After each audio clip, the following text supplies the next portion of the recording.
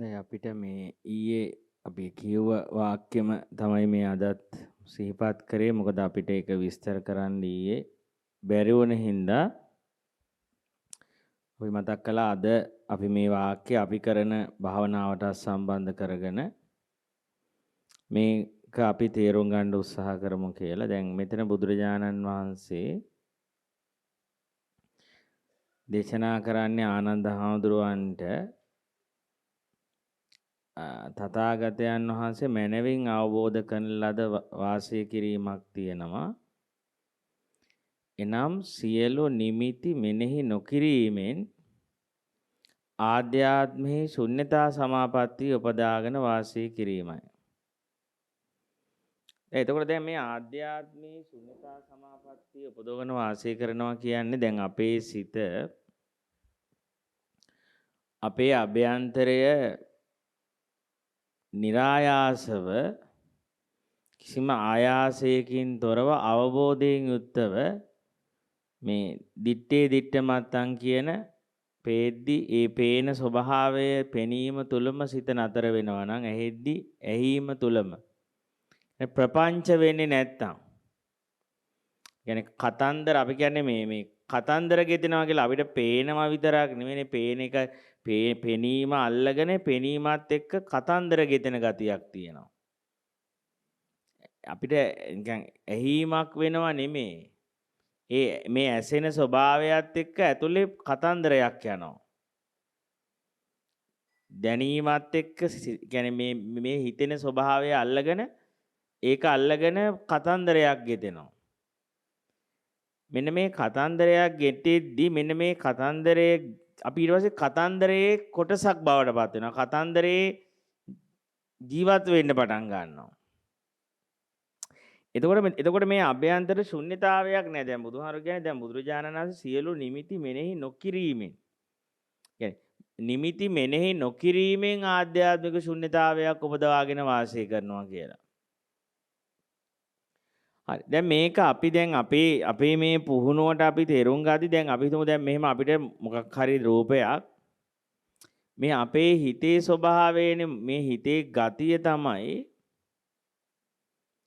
මොකද්ද මන්ද අපිට තියෙනවනේ නිකන් දෙයක් දකිද්දි නිකන් තේරිලා යන ගතියක් අපි ඊයේ දේශනාවෙත් ඒක මතක් කරා. ඒක කර්මයක්ද දන්නෙත් නැහැ, සාපයක්ද දන්නෙත් නැහැ. නැත්නම් මොකක් හරි ඇබ්බැහි ඇඩික්ෂන් එකක්, ඇබ්බැහියක්, පුරුද්දක්, කර්මයක්. කර්මයකට අපිට මේ සමහර අය දැන් මේ ආරාමේ 100ක් ඉන්නවනම් 100න් සමහර අයව තේරෙනවා අපිට. අපි ගිහිල්ලා මේ නිමිති මෙනෙහි කරනවා. ඒ කියන්නේ මෙතන මේ කියන විදිහට මේ ඒ නිමිති ඇරෙන නිමිත්තට වැටෙනවා ගිහිල්ලා සිත. අපි කිව්වා දැන් අපිට බුපේ එකක් තිබ්බහම අපි ගිහිල්ලා හැම කෑමක්ම කන්නේ නැහැනේ. සමහර කෑම දකිද්දි අත යනවා වැඩිපුර. සමහර අය දකිද්දි නැවත නැවත බැලෙන ගතියක් තියෙනවා. ඒ කියන්නේ දැන් අපිටත් ඕනේ එහෙම බැලෙන්නේ නැති හිතක් ඕනේ අපිට. අපිටත් මේ එක හරි කරදරයක් නේ ආය ඒක තෝරද්දී අරමුණ පිටිපස්සේ යද්දී ඒකම මතක් වෙන එක. ඒ කියන්නේ අපිට ඊට පස්සේ මොනවා කරන්න ගියත් ඒකමයි මතක් වෙන්න ගන්නවා. ඒ අරමුණම නැවත ඉන්න ගන්න. ඉතින් අපිටත් ඇත්තටම බැලුවොත් මං හිතන්නේ කවුරුත් ඒකට ආස නැහැ. අපේ ස්වභාවය තමයි අපි කැමති එහෙම හරි නිදහසේ මේ හිත තියෙනවට. අපි කැමති නිදහසේ මේ හිත තියෙනවට ඒ වුණාට ඒක එහෙම තියෙන්නේ නැහැ. හැබැයි ඒකෙන් අපි කියන්න බෑ හිතේ වැරද්ද කියලා. මොකද හේතුව මේක කවදා හරි දවසක මේ අරමුණ දකින්න ෆෝම් කරලා තියෙන්නත් අපි තමයි. එනේ කොහේ හරි දැනකදී මේක සුබ විදිහට දකින්න මාරයි විදිහට දකින්න හුරු කරලා. ආන්ගේ දැන් තේරුම් ගන්නකො මේ නිදහසේ තියෙන සිත මොනවා හරි දෙයකට ඇඩික්ට් කරාට පස්සේ ඊට පස්සේ අපිට කන්ට්‍රෝල් එක නැති වෙනවා. අපිට පාලනයක් නැහැ. සිත අපිව වහලෙක් බවට පත් කරගන්න. දැන් සිත ඇත්තටම මුලින් කැමති නෑ ඕන එක. සිත කියන අනේ ඕන්නේ නැහැ කියලා සිත නිදහසේ හිටියා. අපි තමයි ගිහිල්ලා නෑ මේක පොඩක් බලලෙමු. මේක පොඩ්ඩක් කාලෙම මෙහා මෙහෙම කළා. සිතවත් ඇදගෙන ගියා අපි. සිතත් ඇදගෙන අපි ගියාට පස්සේ ඊට පස්සේ සිත මේක ඇබ්බැහි වුණ්ඩ ගටන් ගත්තා. දැන් ඉස්සෙල්ලාම මේ මොනවා හරි දෙයකට අපි ඇබ්බැහි වෙච්චි. බලන්නකෝ ඒක සිත සමහරට මුලදී බයයි. සිතට එහෙම ලොකු කැමැත්තකුත් නැහැ. අපි ඒක හුරු කෙරෙව්වා හිතට. ඒක හුරු කරාට පස්සේ හිත මොකද කරන්නේ? සිත ඒක ඊට පස්සේ හිතට ඒක නැතුව බෑ. ඒ අරමුණම සිහි වෙන්න ගන්නවා. නැත්තම් මේ හිත එකපා කියන්නේ ඊට පස්සේ ඒකම මතක් වෙන්න ගන්නවා. ඒකම මාර පීඩනයක් ගන්න ගන්න ඊට පස්සේ ඇඩික්ෂන් එනවා. හැබැයි එකට යනවා. අන්න එක තමයි මේ හිත ඇවිස්සුවාට පස්සේ හිත ඇවිස්සුවාට පස්සේ ආය අපි හිත නික්මන්ට එයා නිහඬ වෙන්නේ නැහැ. එයා නිශ්ශබ්ද වෙන්නේ නැහැ. ඒ කියන්නේ දැන් මං කියන එක තේරෙනවද නැති කියලා මට හිතෙනවා. මම මේ කියන්න උත්සාහ කරන්නේ අපි සිත යූස් කරලා අපි අපේ ආතල් එක ගන්න ගත්තා. අපි ජොලිය ගන්න ගත්තා. සිත එක එක දේවල්ට ඇබ්බැහි කරලා සිතට එක එක දේවල් පුරුදු කරලා සතුට හොයන්න ගත්තා. ඊට පස්සේ මට මේකේ කන්ට්‍රෝල් එක නැති වෙයි කියලා සිත පිස්සුවීම වගේ දැන් ඒක හොයන්න ගන්නවා. දැන් මට ඊට පස්සේ මේක වදයක්. දැන් මේක නවත්ත ගන්න ඕනේ මට. මේ නැවත ඵලයන් කියන එක. ඒ අරමුණ හොයහන් කියන එක. මේක නැවත සිහි වෙන එක. ඒතර අපිට තේරෙනවා දැන් ආන්ගේ වගේ එතකොට අපිට තේරෙනවා මේ නිමිති ගන්න හුරු කරාට පස්සේ ඒවා සුබ විදියට ගන්න ඒවා ලස්සනයි සුන්දරයි කියලා සුබ විදියට ගන්න මේක හුරු කෙරෙව්වට පස්සේ ඊට පස්සේ දැන් අපිට සමහර ඒවා නවත්ත ගන්න බෑ.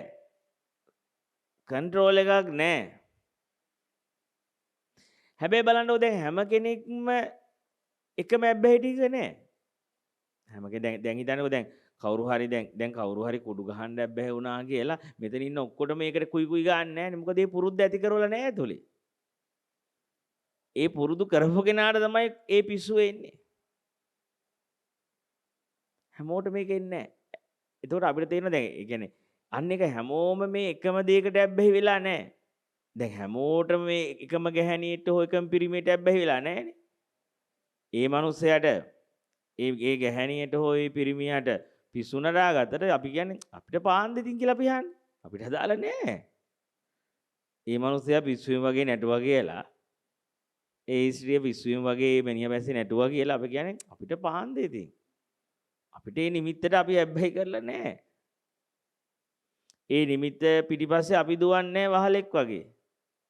වහලියක් වගේ. අන්න එතකොට තේරෙනවා ඇත්තටම මේ නිමිත්තකට පුරුදුුනේ නැති හිත නිමිති කරන්න හුරුුන්නේ නැති වුණාට පස්සේ ඒක පුදුම නිදහසක් තියෙන්නේ. අර එතකොට අපිට තේරෙනවා ඒ නිදහස් හිත තමයි අපි එක දේවල් වලට ඇබ්බැහි කරලා එක ඒවාට පුරුදු කරලා ඊට පස්සේ නිකන් සික් එකක් හදා ගන්නවා. සමහර කෑම වලට පුරුදු වෙලා දැන් සමහර අය බලන්න බුලත් පිට නැතුව බෑ. බුලත් පිට එක ඒවාට ඇබ්බැහි කරනවා. එක දේවල් ඇඩික් කරනවා. ඒක ඊට පස්සේ ඉතින් මල කරදරයන්නේ ඕක හොයන්න ඕනේ. ඕක ඊට පස්සේ බැනුම් අහන්න ඕනේ හැමෝගෙම බුලත් පිට ගහනවා කියලා හැමදේම. ඊට පස්සේ ඒකට ඊට පස්සේ ඒවා කෙල ගහන්න දැන් හොයන්න ඕක හොයා ඊට පස්සේ බුලත් පිට ගේන්න ඕනේ. මල කරදර ගොඩයිනේ ඊට පස්සේ. ඉතින් ඒ ඇබ්බැහි නැති කෙනෙක්ට ඒ ප්‍රශ්නේ නැහැ ඉතින්. ඒ නිමිත්ත මතුවේ මතක් වෙන්නේ නැහැ නැවත. එහෙම එකක් සිහි වෙන්නෙත් නැහැ. එහෙම එකක් මතක් වෙන්නෙත් නැහැ. ඒ පීඩනෙත් නැහැ. තව කෙනෙක් දැක්කා කෑවා කියලා දැක්ක කියලා කෙලවුණන්නෙත් නැහැ. ඉල්ලන්නෙත් නැහැ. ඊර්ෂියාවකුත් නැහැ මට වඩා ගෙනilla කනවාද බුලත් කියලා. මට වඩා කෑවා කියලා ඊර්ෂියාවකුත් නැහැ. ඉල්ලන්නෙත් නැහැ. කාටවත් වහලෙක් වෙන්න ඕනෙත් නැහැ. සැකේකුත් නැහැ. මොනවත් නැහැ. පාවා දීනුත් නැහැ. ඒතකොට අපිට තේරෙනවනේ ඇත්තටම මනසෙම ඉතින් හිතන්නකො මේ කිසිම දෙයක මනස ඉල්ලන්නේ නැත්නම් ඉල්ලන්නේ නැති මනසක් කොච්චර නිදහසක්ද? කිසිම දෙයක් නිමිති කරන්නේ නැති මනසක්. කිසිම දෙයක් ඉල්ලන්නේ නැති මනසක්. ඉතින් මේ ශුන්‍යතාවයෙන් යුක්ත මනසක් සැනසෙල්ලක් ඇද්ද? කොච්චර? ඒ සැනසෙල්ල කියන්නේ අර නිමිති කරපු මනසට සාපේක්ෂක වෙයි නැතු ඒ ශුන්‍යතාවයටපත් වෙච්ච මනසට සැනසෙල්ලක් හෝ සැනසෙල්ලක් නැහැ කියලා සාපේක්ෂක නැහැ. අපිට තේරෙනවා ඇත්තටම ඒ වේදනාව නෑ. ඒ නිමිති කරන මනසක තියෙන දුක නෑ. ඒ පීඩනේ නෑ. ඉතින් අන්නේ මේ අනිමිත්ත ස්වභාවයක් ශුන්්‍යතාවයක් නේ අපි මේ මාර්ගේ වඩලා අවසානයේපත් වෙන්නේ ශුන්්‍යතාවයටනේ. يعني නිදහස් වෙනවා. මනසේ වේදනාවෙන් නිදහස් වෙනවා. මේ මනස අරමුණු හොය නිමිති හොය බලන්නකො කොච්චර පීඩනයක්ද කියලා මෙහෙම නික මේ ඒකනේ භාවනා කරන්න කිව්වත් ඒක ආස නෑනේ. ඒ නිමිති අඩු වෙන එක ඒක හැමෝටම මේ ආරණ්‍ය ජීවිත හැමෝටම මේ වනසේනාසන ජීවිත හුදකලා ජීවිත සුන්දර නෑ. ඒ නිමිති හොයන මනසට අරමුණු හොයන මනසකට මේකේ මිහිරක් දැනෙන්නේ නෑ. මෙහි සුන්දරත්වයක් දැනෙන්නේ නෑ. ඒ නොදැනෙන්නේ තාම ඒක නිමිති හොයනවා අරමුණු හොයනවා. එතකොට දැන් අපි මේක දැන් ප්‍රැක්ටිස් එකට යද්දී අපි තේරුම් ගන්න තියෙන දැන් මම මෙහෙම කිව්වා කියලා දැන් අපිට එකපාරට දැන් බුදුරජාණන් වහන්සේ මෙහෙම මතක් කරනවානේ නිමිති මෙනෙහි නොකිරීමෙන් ආධ්‍යාත්මික ශුන්්‍යතාවයේ සමාපත්තිය පුදාගෙන වාසය කරනවා කියලා. දැන් එතකොට අපිට තේරෙනවා දැන් ඒ නිමිති නොකරන මනස හරියට උදාහරණයක් කිව්වොත් එහෙම දැන් රබර් බෝලයක් වගේ නිකන්. දැන් රබර් බෝලයක් මෙහෙම බිත්තියට ගහුවොත් මේ පැත්තට එනවනේ. කිසිම දෙයක් මෙහෙම නිකන් මේ බැලුවට වදින් රැඳිලා තියෙන්නේ නැහැ එතන මෙහෙම. කිසි දෙයක් නිකන් අර මේ මනසේ ස්වභාවය කියන්නේ નિરાයාසෝම කිසි දෙයක් මත ප්‍රතිෂ්ඨාවක් ලබන්නේ නැහැ, පිහිටන්නේ නැහැ. දියන් නිකන් අර මෙහෙම මත් වෙලා වගේ පෙරේතෙක් වගේ බලන්නේ නැහැ කිසි දෙයක්. يعني එහෙම නිකන් අර මේ කිසි දෙයක් ફોકસ වෙන්නේ නැහැ වුණ. ફોકસ වෙන්නේ නැහැ කියන්නේ අපි දැන් සමහර අය බලන්නකො කතා කරන්නේ හාමුදුරුවෝ යාගේ S2 සමහර අය මම කියනවා යාගේ S2 දැක්කද මේ මාරයි නේද කියලා මම සමහර කෙනෙක් මට පේන්නේ නැහැ නේ බං ඔක් කියලා. මම කියන්නේ මම අනිමිත්ත වෙලා කියන එක නෙමෙයි. මට ඇස් ફોકસ වෙන්නේ. ඒ සමහර අයට ඇස් සමහර අයට තව කොටස් එක එක ඒවා. ඈ ඉතින් ඒ වගේ මට එහෙම හැක එක පේන්නෙම නෑ. ඒ කියන්නේ මං කියන්නේ මට ફોકસ වෙන්නේ නැහැ කියන එක නෙමෙයි. මට ඇස් ફોકસ වෙන්නේ. ඉඳ යමහර අය ඇවිල්ලා කියනවා ඔය ඇහෙන් කියන කතාව තේරුණාද මං කිව්වා මට තේරෙන්නේ නැහැ. ඒක හුරු කළා නෑ ඇස් බලලා සාතර කියන්නේ. ඇස් නිමිති වෙන්නේ නෑ ඇතුළට.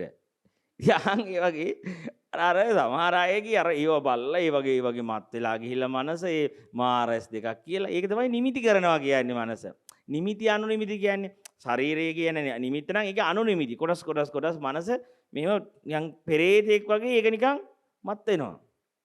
මනස මෙහෙම ફોકસ කරනවා. කියන්නේ නිමිති කරන මනසක හැටි. කියන්නේ ඒක නිකන් රබර් අනිමිත්ත සිත නිකන් අර මේ නිමිති නොකර ශුන්්‍යතාවයේ උපදවාගත්ත මනස රබර් බෝලේ වගේ. මෙහෙම ගැහුවට ඒ කිසි තැනක මෙහෙම හිටින්නේ නැහැ. නිකන් මේ පැත්තට එනවා. අරවා නිකන් මේ ගොම්බෙටි වගේ. ගහව ගම පතක් ගාලා ගිහලා ඉරිනවා. පතක් ගාලා ඇවිල්ලා ඒකේ වෙන හැඩයක් අරගෙන බිත්ති එන්නේ නැහැ නේ ගොම්බෙට්ට. අපි කියන්නේ ගොම්බෙට්ටක් වගේ නිමිති කරන මනස මේ ගොම්බෙට් එක දෙමන් දෙන එහෙම කිව්වම අපිට තේරෙනවා මේ නිමිති අනිමිති කියලා ටිකක් ගැඹුරු වගේ නේ අර ගොම්බෙට් රබර් බෝලේ කිව්වම තේරෙනවා. එතකොට මේ නිමිති කරන මනස ඒකේ ස්වභාවය අර ගොම්බෙටි ස්වභාවයක් තියෙන්නේ. ගිල පතස් ගාලා ඔය යන මොනකක හරි ගිහිල්ලා මේ මිනිහා ඒක ඇලිලා විඳවනවා. ඒකෙන් ගලව ගන්න බැරුව ඒක ඇලිලා ගඳ ගහගෙන. ඉතින් එතකොට දැන් අපි තේරුම් ගන්න ඕනේ එහෙනම් දැනට අපේ සිත ඒ ශුන්්‍යතාවයේ පීඨවගත්ත හිතද තියෙන්නේ මේ බුදුහාර විස්තර කරනා වගේ මේ ආධ්‍යාත්මයේ ශුන්්‍යතා සමාපත්තිය පුදවාගත් එකක් නම් අර රබර් බෝල හිත. ගහපු ගමන් පීඨෙන්නේ නැහැ. ප්‍රතිෂ්ඨාව ලැබෙන්නේ නැහැ. ඒ එන්නේ අරමුණ අල්ලගෙන කතන්දර ගෙතෙන්නේ නැහැ ඇතුලේ. කොහොමද ආයෙ හම්බෙන්නේ කොහොමද ආයෙ දකින්නේ ෆෝන් නම්බර් එක ඉල්ල ගන්න මැසෙන්ජර් ඉල්ල ගන්න. මේ මොකක්වත් හිතෙන්නේ නැහැ. මොකක්වත් හිතෙන්නේ නැහැ. නිකන් අර මේ අර හාමුදුරු කෙනෙක් හිටියලු උන්වහන්සේව රජවාසලකට ගෙන්න ගන්න ඕනලා රජුරු කිව්වට හයි හාමුදුරු එන්නේ නැලේ හාමුදුරුව කැමති නැහැලු ඒ හුදකලාවේ විවේකීව පුහුණු කරන්න ආසලු කැමතිම නැහැලු රජවාසලට එන්න. රජේ මොකද රජුරුවත් එක්ක එකතු වුණා කියන්නේ වෙනම ලෝකයකට වෙනවා. ඕනවට වඩා රජයත් එක්ක එකතු වුණොත් මේ ප්‍රැක්ටිස් එක කරගෙන යන්න බෑ. රජුරුවන්ට අවශ්‍ය වුණා රජුරුව නීතියක් දැම්මලු මේ හාමුදුරුව මේ හාමුදුරුව රජවාසයට වඩින කම්ම ගමේ ඉපදිච්ච අලුත ඉපදිච්ච ළමයින්ට අම්මලාට කිරි දෙන එක තහනම් කළාලු. ඒක දැන් ළමයින්ට කිරි දෙන්න බෑ ගමේ ලොකු ප්‍රශ්නයක් ඒක නීතියෙන්ම තහනම් කළා. හාමුදුරු දැන් කරන්න දෙයක් නැහැ නේ. දැන් වෙන ප්‍රශ්නයක් වෙලානේ ගමේ යනවා. ගිහිල්ලා ඒ හාමුදුරු කවුරු දැක්කත් මොනවා කතා කරත් සුවපත් වේවා මහරජා. ඊළඟට මේ වැන්දත් සුවපත් වේවා. මොන හරි ඇහුවා සුවපත් වේවා. වෙන කවුරු රජ සේවකයෙක් වැන්දත් අගබිසෝ වැන්දත් කවුරු වැන්දත් එක වචනයයි කියන්නේ. සුවපත් වේවා මහරජා සුවපත් වේවා.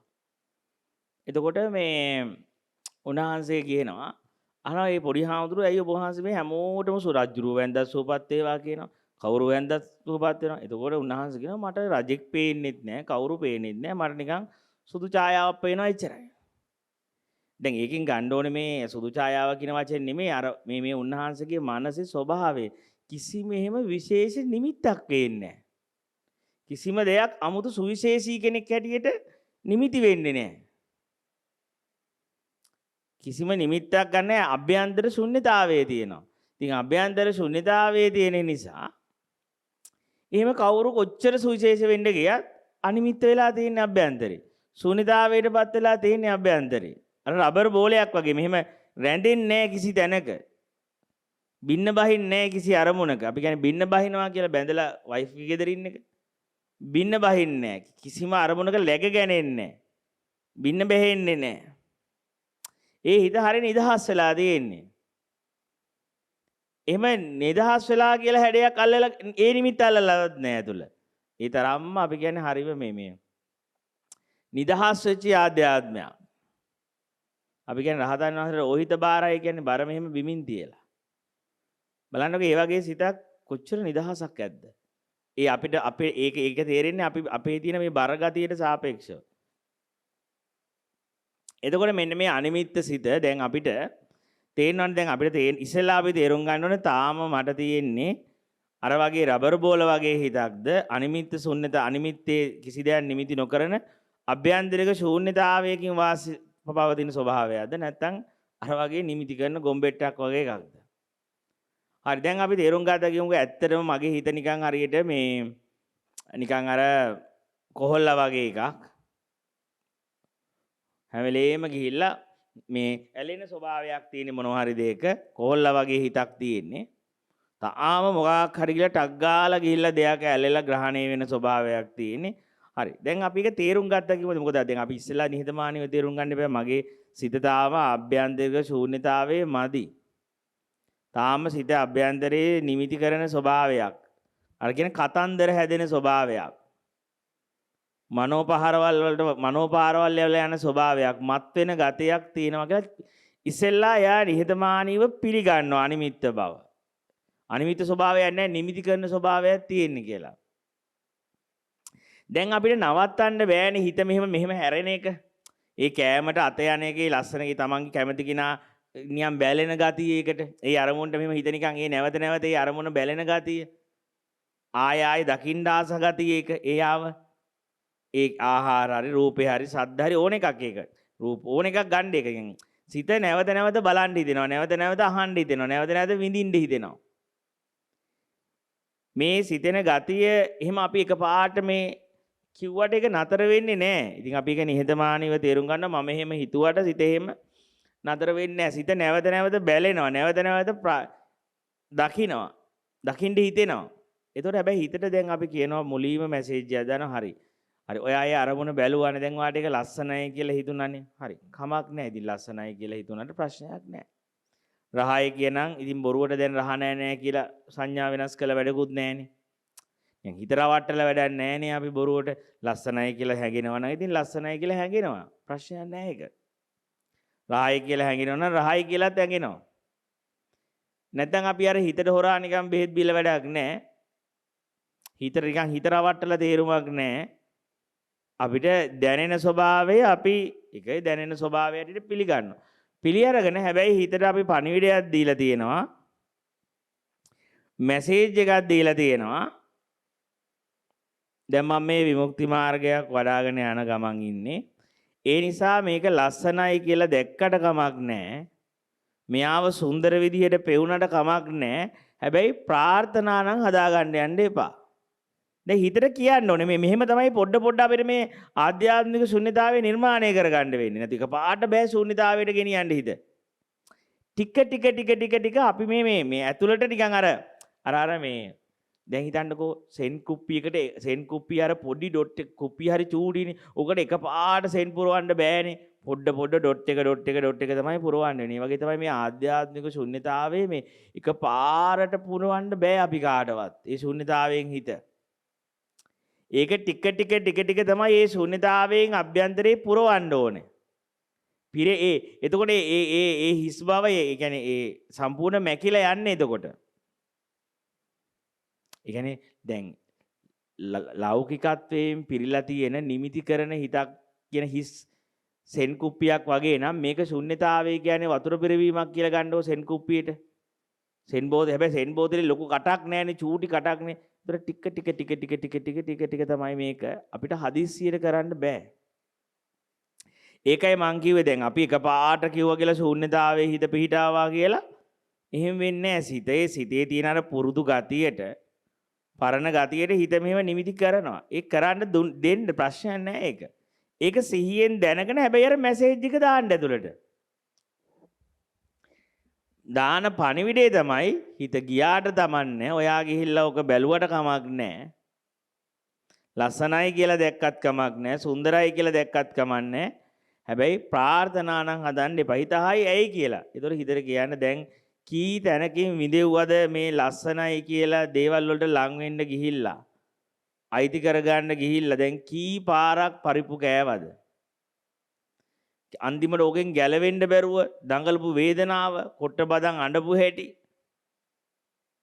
නොකා හිටපු හැටි, මෙහි පිස්සෙක් වගේ දිව්ව හැටි, ඇඟවල් කපා ගත්ත හැටි, ගිනි ගත්ත හැටි හිතට පොඩක් කියන්න. දැක්කනේ ඔය දැක්කලා ඔය පටන් ගත්තා වගේ නෙමෙයි ටික කතා කර ඉන්න තේ බොන්න. ඔහොම ගිහිල්ලා තමයි පොඩ දන්නේම නැතුව අර අභ්‍යන්තරයේ කෙලවෙලා යන්නේ. ඊට පස්සේ ටික ගිහිල්ලා මුලින්ම නිකන් තේ බොන වෙලාවේ පොඩ්ඩක් කතා කරනවා. ඊට පස්සේ දන්නේම නැහැ. hina වෙවි ඉන්නවා. ඊට පස්සේ පොඩ දන්නේම නැතුව මේ අභ්‍යන්තරයේ නිකන් අර Tamanට තේරෙනවා නිකන් හොයන ගතියක් එනවා. ඒ අරමුණ නිකන් හොයනවා. එතකොට අපිට තේරෙනවා මේක හරි පීඩාකාරී. හරි නිකන් ටික අපිටවත් දන්නේ නැහැ. අරමුණ අපි නිකන් හොයනවද නැද්ද? ඇවිල්ලා නැද්ද? එයි දන්නේ. දැන් එතකොට එතකොට තමයි අපිට තේරෙන්නේ ඔන්න පුතේ කණ්ඩ යන්නේ හොඳටම පරිප්පුව. දැන් හරි වෙහෙස වෙන්න යන්නේ ඔය අභ්‍යන්තරේ. හිතට කියන්නේ ඒක නිසා දැක්කට කමන්නේ අම්මෝ හොඳටම ඇති එකනේ බුදුහාරෝ කියන්නේ. දැක්කොත් එතනින් නවත්තන්න. කතා නොකළොත් කතා කළත් කතා නොකර යන තරමට ප්‍රැක්ටිස් එකට ලේසි. කතා කරොත් කතා නොකර යන තරමට ලේසි. කතා කරන්න වුණොත් එහෙම අම්මා කියන සංඥාව ඇති කරගන්න.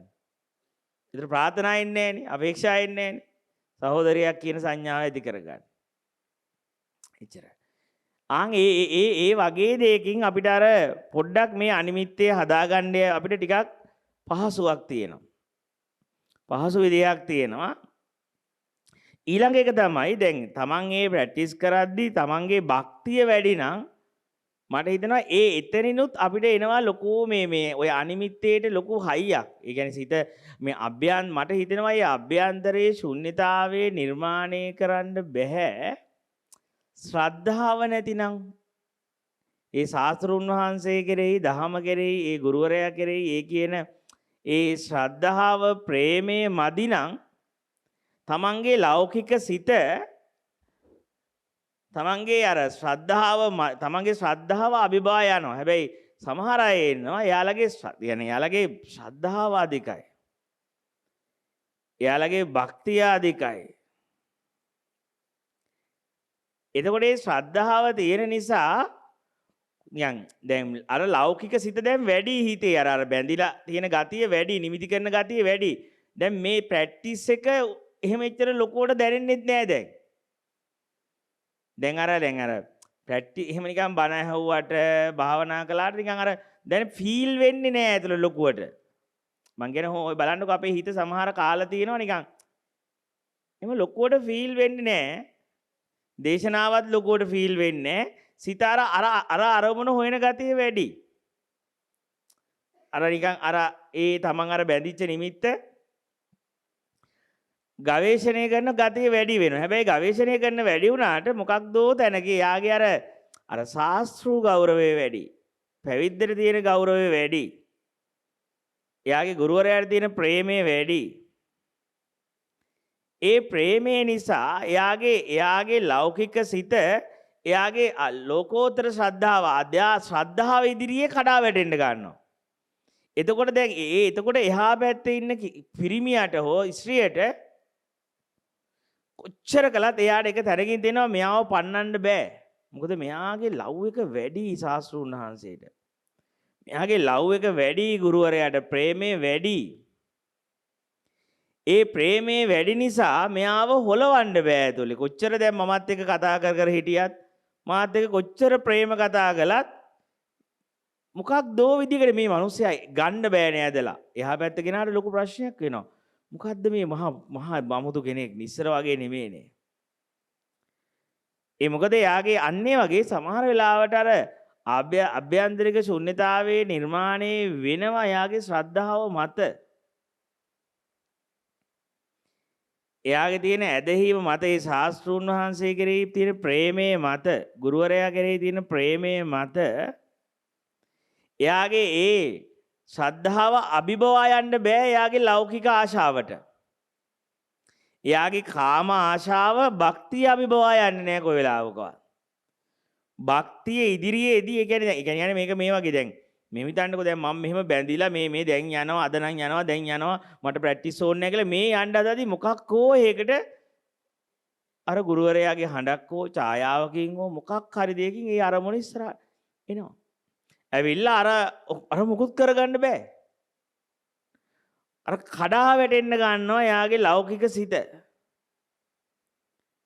එයාගේ ලෞකික අන්නේ වගේ මට හිතෙන්නේ ඔය ආධ්‍යාත්මික ශුන්්‍යතාවයක් නිර්මාණය කරනවා කියලා කියද්දී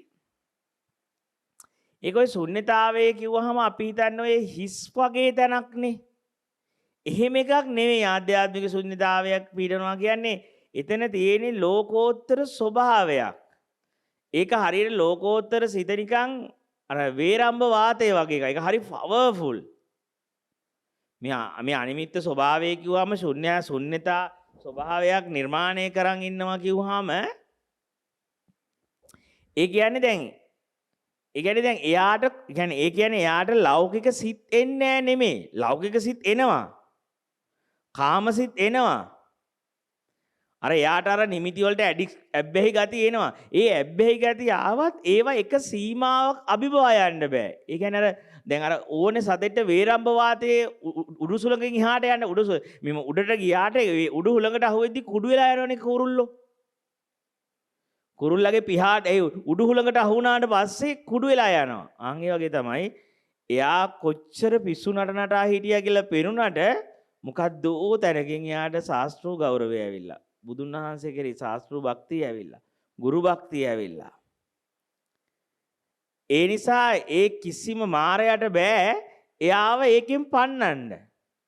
ඒ කියන්නේ අපි කියන්නේ සෝතාපන්න කෙනෙක් ළඟ තියෙන බුද්ධ ධම්ම සංඝ කියන ත්‍රිවිධ රත්නය කෙරෙහි ශ්‍රද්ධාවක් තියෙන. අද ඒ අශ්‍රද්ධාව.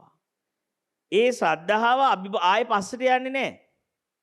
හැබැයි කියන්නේ නැහැනේ සෝහන් කෙනෙක්ට ලෞකික සිත් එන්න පුළුවන්, කාම සිත් එන්නත් පුළුවන්, ව්‍යාපාද සිත් එන්නත් පුළුවන්.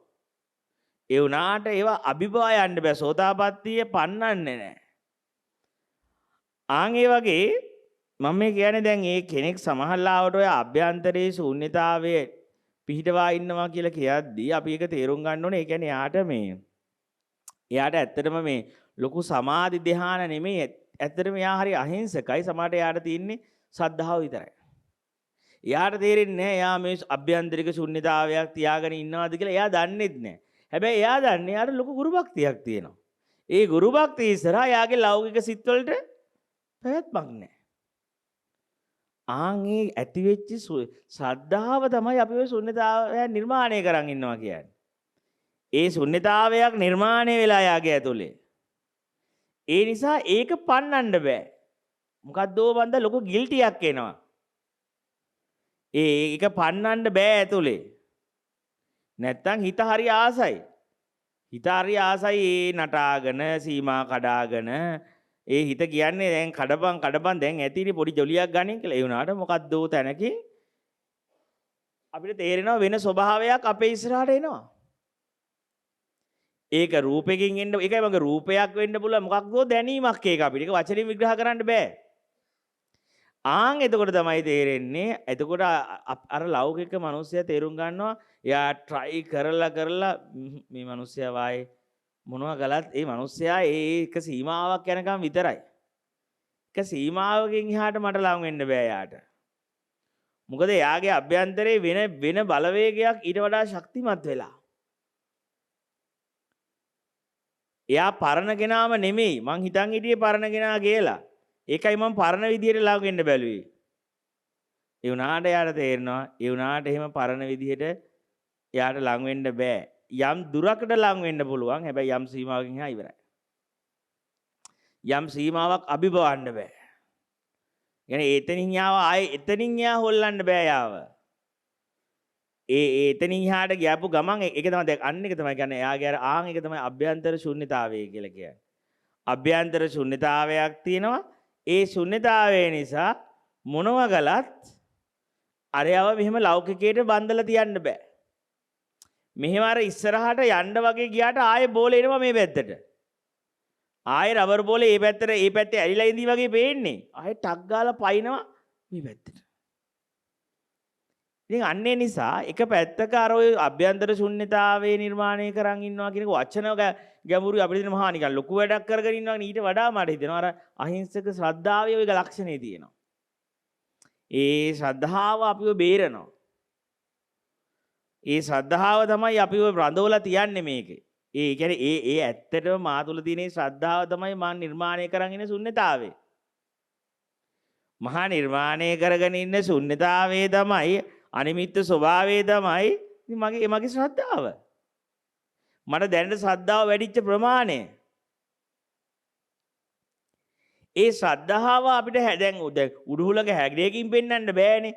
ඒකට හැඩයක් නැහැ. ඒකට පාටක් නැහැ. ඒක නිකන් බැලුවම පේන්නේ නැහැ කාටවත්. එයා තුල එහෙම මේ ලොකු ශ්‍රද්ධාවක් නිර්මාණය වෙලා තියෙන කියලා. අර ලං වෙලා බැලුවම තරයි තේරෙන්නේ.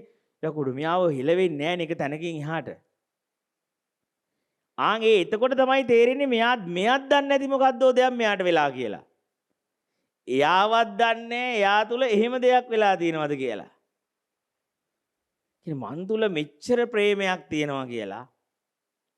මෙච්චර ලව් එකක් තියෙනවා කියලා ශාස්ත්‍රුන් වහන්සේ කෙරෙහි දහම සංඝරත්නයේ ගුරුවරයා කෙරෙහි මෙච්චර ප්‍රේමයක් මා තුල තියෙනවා කියලා මමවත් දැනන් හිටියේ නෑ. ඒක තේරෙන්නේ අර ලෞකිකත්වයට අදිද්දි මට යන්න බැරි වෙනවා. එක පාට මොකද්දෝ තැනකින් මට බෑ. ඒ දේ කරන්න.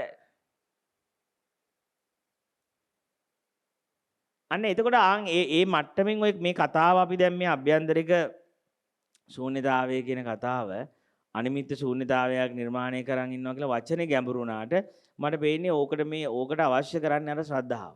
අර ඇදහින ස්වභාවය. ඒ භක්ති ස්වභාවය. හරි. ඊට පස්සේ දැන් අපි ඕකේ මෙන්න මෙහෙම එකක් අපි තව ටිකක් ඕක මෙහෙම විස්තර කරගමු මේ මොකද්ද මේ කොහොමද අපි මේ අභ්‍යන්තරික ශුන්්‍යතාවයට යන්නේ කියලා. එතකොට දැන් එයාගේ ශ්‍රද්ධාව තියෙනවනේ දැන්. එයාගේ ශ්‍රද්ධාව තියදී යම් වෙලාවක දැන් අපි තුමු එයා ගුරුවරයෙක් ළඟ ඉන්නවා කියලා ප්‍රැක්ටිස් කරනවා කියලා. එයාගේ සිත මෙහෙම බැඳිලා යද්දී ගුරුවරයා දැන් වරෙන් කියනවා. ඒ දැන් වරෙන් කියලා වචනය හෙද්දිම අරයට අර කැඩලා ඉවරයි අර කතාව. යාට ඒක තේරෙනවා. ඒක මහා නිකන් යාට තේරෙනවා නිකන් වචනේ කතා කළා විතරයි. දැන් ඇති වරෙන් කිව්වා. දැන් ඔය ඇති කියලා ඒ වචනේ හෙද්දි යාට අදාළ නැහැ. අර මිනිස්සයාගේ අතේ ඉල්ලලා හිටදී මේ මිනිස්සට පොරොන්දු 1000ක් දුන්නද? ඒකක්වත් වැඩක් නැහැ. මොකද අර ඒ කියන්නේ දැන් ඒ අර පොඩි කාලේ අපි හිටිය අර තාත්තා අම්මා කතා කරලා යාළුවෙක් එක්ක කොච්චර ප්ලෑන් ගහුවොත් අන්න කතා කළා මං ගියා කියලා හැරලා දුවන්නේ. ඒ වගේ අර කොච්චර පොරොන්දු දීගෙන කොච්චර කතාන්දර හදාගෙන හිටියත් අර වචනේ ඇහෙද්දි ඒක මට ඒ වචනේ ඇහෙද්දිම සියල්ල කඩා වැටෙන්න පටන් ගන්නවා. ඒ කියන්නේ යාගේ සංසාරේ ඉවර වෙන්න ගන්නවා. කියන්නේ හරියට මේ ගුරුවරයා යාගේ දුර්වලම තැන බලලා ඒ දුර්වල තැන කියන්නේ අපි ඇඩික්ට් සමහර කෙනෙක් බැඳීම සමහර කෙනෙක් කීර්තිය සමහර කෙනෙක් ධන ඒක හොයන්න බෑ අපිට. මොකටද ඒ අර තැන කියන එක අල්ලලා තියෙන එක. මම මේ ගැහැණු පිරිමි උපමාව ගත්තට ගැහැණු පිරිමිම නෙමෙයි. තමන් ඒ බැඳින තැන හැබැයි අර ගුරුවරයාට ඒක දැනෙනවා. ගුරුවරයා යා වෙලාවේ දැන් එන්න කියනවා. එන්න කියද්දී අරයා දැන් හොද්දටම මාට්ටු වෙලා ඉන්නේ. ඒක හිර වෙලා ඉන්නේ. ඒ වුණාට අර වචනේ ඇහිදි ඉච්චරයි.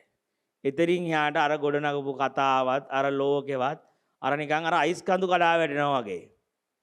එයාගේ අභ්‍යන්තරේ මෙහෙම කඩා වැටෙනවා. ඉතින් හැබැයි ඒ වුණාට එයාට ප්‍රශ්නයක් නෑ ඒක. එයාට ඒක සතුටක්. එයාගේ අර ලෝකේ කඩා වැටෙන එක. මොකද එයාට අර ජීසස් කියන්නේ මහානු වෙන්න එච්චරයි. අර වචනේ ඇහෙනවා. ඒ භක්තිය අධිකයිනේ. ශ්‍රද්ධාව අධිකයි. ශ්‍රද්ධාව අධික නිසා ඇදහිීම අධික නිසා මහානු වෙන්න කියන වචනේ ඇහුණා විතරයි. එයාගේ අර අතින් අල්ලන් ගියපු කතාව ඔක්කොම ඉවරයි. එදිනින් යාට අර පැතරයට ඔප්පු කරන්න ඕනේ නෑ ලෞකික අයට. ඇයි අම්මා හොත් ඇයි පුතේ කුඹ එක පාට ගියේ? අම්මේ කරන්න දෙයක් නෑ මට මැසෙන්ජර් පණිවිඩකරු මට කතා කරා. පණිවිඩකරුවා මට කතා කරා. සමා වෙන්න දැන් මන් දීපු පොරොන්දු ඔක්කොම මේ පණිවිඩකරුවාගේ වචනේ ඇහෙනකම් විතරයි මං එක එකව කර කර හිටියේ. පණිවිඩකරුවාගේ වචනේ මට ඇහුණාට පස්සේ මට එතනින් එහාට අදාළ නෑ ඒ කිසි දෙයක්. ඒ දීපු පොරොන්දුවත් ගත කරපු ජීවිතත් ඒ ගත කරපු ලෞකික කතාවත් ඉතින් මං කියන ආන් ඒ වගේ සුපිරි සද්ධාාවක් තියෙන කෙනෙක් තමයි මේකේ ගැලවෙන්නේ. ඒකනේ ජේසුස් වහන්සේ කියන්නේ සමහර අය යන ජේසුස් වහන්සේ යන කවුද මහානෝ එන්නේ කියලා. මං එනවා කියලා ගුරුතුමනි. ඊට පස්සේ එන්නම් කියලා ඊට පස්සේ කියන මම පොඩ්ඩක් අම්මට කියලා එන්නද ගෙදරට පොඩ්ඩක් කියලා එන්නද කියලා. ජේසුස් වහන්සේ කියන නගුලට අත තියලා හැරිලා බලන අය ආයේ එන්න එපා කියලා. ඒ වගේ මිනිස්සෙක් වැඩක් නැහැ. ඒ වගේම ඒ මිනිස්සයා වැනෙනවා අභ්‍යන්තරය. වචනේ දුන්නා නම් වචනේ දුන්නා ඉවරයි. ඒ කියන්නේ අපි කියන්නේ ඒ කියන්නේ හරි මේ පියෝ හදවතක් ඒක. ඒ පියෝ හදවතක්. යා වචනේ දුන්නා මං එනවා කිව්වොත් ඉතින් ඉවරයි. ඉතින් එහාට අර දීලා තිබ්බ පොරොන්දු කතන්දර ලෞකික ජීවිතේ හදාගත්ත දේවල්. ඒතර එයා කියනවා ඉතින් ඒතකොට ඉතින් ඒත් පොරොන්දු කැඩුවේ. ඒ පොරොන්දු කැඩුවේ ඒ වෙන කතාවක් ඒක. හැබැයි මට ගැලවුම් කරු විමුක්තිදායකයා කතා කරද්දී මම සංසාරයක් පුරාම ඔහුව හොයා ගියේ. මම සංසාරේ පුරාම හෙව්වේ මේ පිරිස, කසාද, බැඳීම්, ලාභ, ධනය, ප්‍රසිද්ධිය නෙමෙයි. මම ඇතුළෙන්ම පුංචි කාලේ ඉඳලා ඒ වචනේ හොයාගෙන මං හෙව්වේ. මට ඒවා හම්බුනේ නැති හින්දා තමයි මම මේවා ගිහිල්ලා හිර වුනේ. ධනය තුල, ප්‍රසිද්ධිය තුල, ගැහැණු තුල, පිරිමි තුල, කසාද ජීවිත තුල. හැබැයි දැන් මට වචනේ ඇහෙනවා. ඒ වචනේ ඇහෙනවා දැන් මට එන්න කියනවා. දැන් මට වෙන කිසි දෙයක් අදාළ නැහැ. මට දැන් වෙන කිසි දෙයක් තේරුමක් නැහැ. ඒක යාගේ හදවතට දැනෙනවා. ඒක යාගේ හදවතට දැනුණාට පස්සේ එයාට එතරින් එහාට ගොඩ කොච්චර අර පැත්ත ඇඬුවත්, වැළපුණත්, මැරෙන්න හැදුවත් බැලෙන්නේ නැහැ. මොකද ඒක කරන්න දෙයක් නැහැ. එයාට කියන සමා වෙන්න මට දැන් ඉන වචනේ ඇහුණා. මට අභ්‍යන්තරයට කතා කරා. මට කතා කරා දැන් මට විදිහක් නැහැ. මොකද මට මගේ හෘද සාක්ෂිය පාවලා දෙන්න බෑ. අන්න ඒ මට්ටමට කෙනෙක්ගේ අභ්‍යන්තරය සකස් වුණාට පස්සේ හැදුනට පස්සේ එයාට ඇත්තටම මේ ලෝකේ කිසි දෙයක් අදාළ නැහැ. ඒකයි මම එයාට මේ කිසි දෙයක් එයා මනින්නවත් මොනවා වෙයිදවත් ඒ ගිහිල්ලා මට මූණ දෙන්න මොනකට මූණ දෙන්න වෙයි කියලා ඒ කිසි දෙයක් එයාට අදාළ වෙන්නේ නැහැ. මොකද ඒ එක්කකටම වඩා එයාට ඒ දැනෙන භක්තිය වැඩි. එයාට ඒ දැනෙන ශ්‍රද්ධාව වැඩි. ඒ නිසා එයාට හිතෙන්නේ නැහැ මේව අතහැරලා මොනවා වෙයිද මේ මිනිසුන්ට මොනවා වෙයිද කියලාවත් ඒ කිසිම දෙයක් අදාළ වෙන්නේ නැහැ එතනදී. කිසිම දෙයක් අදාළ නැති ඒ කියන්නේ ඒ තරම්ම භක්තියක්. ඒ තරම්ම ශ්‍රද්ධාවක්. හැබැයි ආයේ පාරක් නගුලට අත තියලා වැරෙනවා නම් එහෙනම් ජීසස් කියන්නේ එහෙනම් නම් එන්න එපා. මොකද ඒ කියන්නේ ඔය අන්තිමට මෝක්ෂය ළඟටත් ගිහිලා ඔය හැරිල්ලම හැරෙනවා. මේ පැත්තද මේ පැත්තද මේ පැත්තද මේ පැත්තද කියලා. ඒ අර වැනෙන ගතියනේ. වැනෙන ගතිය වැඩි. හිතන ඒ තීරණයක් අරගෙන ආයේ පනින්න ගිහිල්ලා ආයේ පයින්නවද නැද්ද? පයින්නවද? පනින්න තීරණය කළා නම් පැනලා ඉවරයි. අන්නේ ඒ අර හැබැයි මේක නිකන් ඕනවට වඩා හිතන මිනිස්සුන්ට මේක කරන්නත් බෑ. අර පඬිතුයාට ඒ දණ්ඩ යන්න බෑ කියලා හිතනවා වැඩිනේ. අර අරෝගේ තියෙන ශ්‍රද්ධාවේ මෝඩ ලක්ෂණයක් වගේ යනවා මෙහෙම මෝඩයා වගේ. ඕනේ මගුලක් වෙන්න කියලා එක්ක ඇත්තටම මැරෙන්න නැත්නම් ගොඩ යනවා. අර පඬිතුයාට ගොඩ යන්නෙත් නෑ මැරෙන්නෙත් නෑ. ඒ උට හිතනවා වැඩි උගේ භක්තිය මදි. තමන් ගැන හිතනවා වැඩි. අන්න ඒ වගේ සමහර මිනිස්සු ඉන්නවා නිකන් ඔන්න ඔය නිකන් කඩාගෙන යන මිනිස්සු. නිකන් අදාළ නෑ උට ඒක දැනුණාට පස්සේ කඩාගෙන යන්නේ. අය ඒ ගත්ත තීරණය ගැන අය පශ්චාත්තාප වෙන්නවත් නැවත කල්පනා කරන්නවත් ඒ මොකක්වත් නැහැ. ඒක තමයි අන්න ඒ එතනින් එහාට එක අදාළ නැහැ. අන්න ඒක අන්න ඒ වගේ සිතකට තමයි මනිදින මේ අභ්‍යන්තරික මේ ශුන්්‍යතාවය වගේ එකක් ෆීල් වෙන්නේ. මොකද මේ මිනිස්යාගේ වැනෙන ගතියක් නැහැ. හරි. දැන් එතකොට දැන් අපි තව ටිකක් මේකේ මෙන්න මෙහෙම අපි ටිකක් තේරුම් ගමු මේක ඊයේ දේශනාවටත් පොඩ්ඩක් සම්බන්ධ කරගෙන. දැන් ඊයේ දේශනාවට මෙන්න මෙහෙම මම මේක නිමිති කරන ස්වභාවය මම ටිකක් කියලා දෙන්න උත්සාහ කරන්නම්. දැන් මේ නිමිති කරන ස්වභාවයේ ලෞකික මනසකට හැම වෙලෙම හිතෙන්නේ දැන් එහා පැත්තේ ඉන්න ස්ත්‍රිය හෝ පුරුෂයා මට නිමිති වෙනවා කියලානේ දැනෙන්නේ. දැන් මගේ හිත ගියේ එහා පැත්තේ ඉන්න ගැහණු කෙනාට, එහා පැත්තේ ඉන්න පිරිමි කෙනාට. ආන් ඒ වගේ හැම වෙලෙම මේ ලෞකික සිතක් ලෞකික සිතට දැනෙන්නේ හැඟෙන්නේ මේ මම මේ නිහඬානට එන්නේ ඉස්සෙල්ලා මේ අය මෙහි හිටියා ඒ ඉන්න අයට මගේ සිත බැඳුනා වගේනේ. නැත්නම් එයාලා වෙන කොහේ හරි ඉඳලා මෙහෙට ආවා ඒ ආව නිසා මට එයාට හිත බැඳුනා වගේනේ. ඒ වගේ අපේ ලෞකික සිත හැම වෙලේම එයාට හිතෙන්නේ එහෙම මේ නිමිති කරන්න පුළුවන් ලෝකයක් තියෙනවා. මේ ලස්සන දේවල් තියෙන ලස්සන පුද්ගලයෝ ඉන්න කැත පුද්ගලයෝ ඉන්න ලෝකයක් තියෙනවා. ආන් ඒ අය මට පේදි තමයි මගේ හිත මෙහෙම බැඳෙන්න ගිහිල්ලා. මගේ හිත ඇලෙන්න ගිහිල්ලා. මගේ හිත ගැටෙන්න ගිහිල්ලා කියලා හැම වෙලේම එයාට නිර්වචනය වෙන්නේ ඔන්න ඔය විදිහකට. ඔන්න ඔය දැක්ම ලෞකික දැක්ම නිසා තමයි ඇත්තටම නැවත මේ සිත මේ ශුන්්‍යතාවයක පිහිටන් නැතුව අභ්‍යන්තරික ශූන්‍යතාවයක පිහිටන් නැතුව මේ නිමිති වල පිහිටන්නේ. හැබැයි අපි දැන් ඔක ටිකක් මෙහෙම අස්සට ගිහිල්ලා තව ටිකක් හොඳට බැලුවොත් මේක විමසුවොත්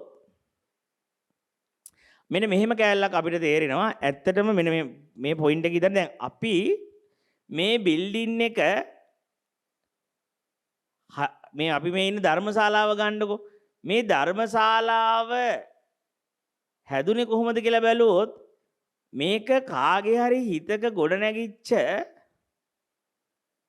යම් නිර්මාණය වෙච්චි ස්වභාවයක් නේ මේ එළියෙන් අපි දකින්නේ. එතකොට අපිට තේරෙනවා මේ කාගේ හරි ඔළුවේ තිබ්බ ප්ලෑන් එකක් මේ බිල්ඩින් මේ ආරාම මේ ඔක්කොම අපිට දැන් ඇත්තට මේවා අපිට හිතෙන්නේ මේ අපිට හිතෙන්නේ මේ බිල්ඩින් එක පේලා මන් දකින්න කියලා නෑනේ. හොඳට මේකේ ආරම්භය හොයාගෙන ගිහිල්ලා බැලුවොත් මේ බිල්ඩින් මේ ධර්මශාලා මේ ඔක්කොම ගිහිල්ලා මේ බුදු පිළිම මේ ඔක්කොම ආපස්සට හැරිලා බැලුවොත් මේවා මෙහෙම නිර්මාණය වුණේ ඉබේ නෙමෙයිනේ. මේක කොහේ හරි සිතක සංස්කරණය වෙච්ච සකස් වෙච්ච ස්වභාවයක්. ඒ හිතක ඇති වෙච්චි ස්වභාවයක් තමයි අපිට මේ පේන්නේ භෞතිකව. අපි මේ භෞතිකව තියෙනවා කියලා දැක්කට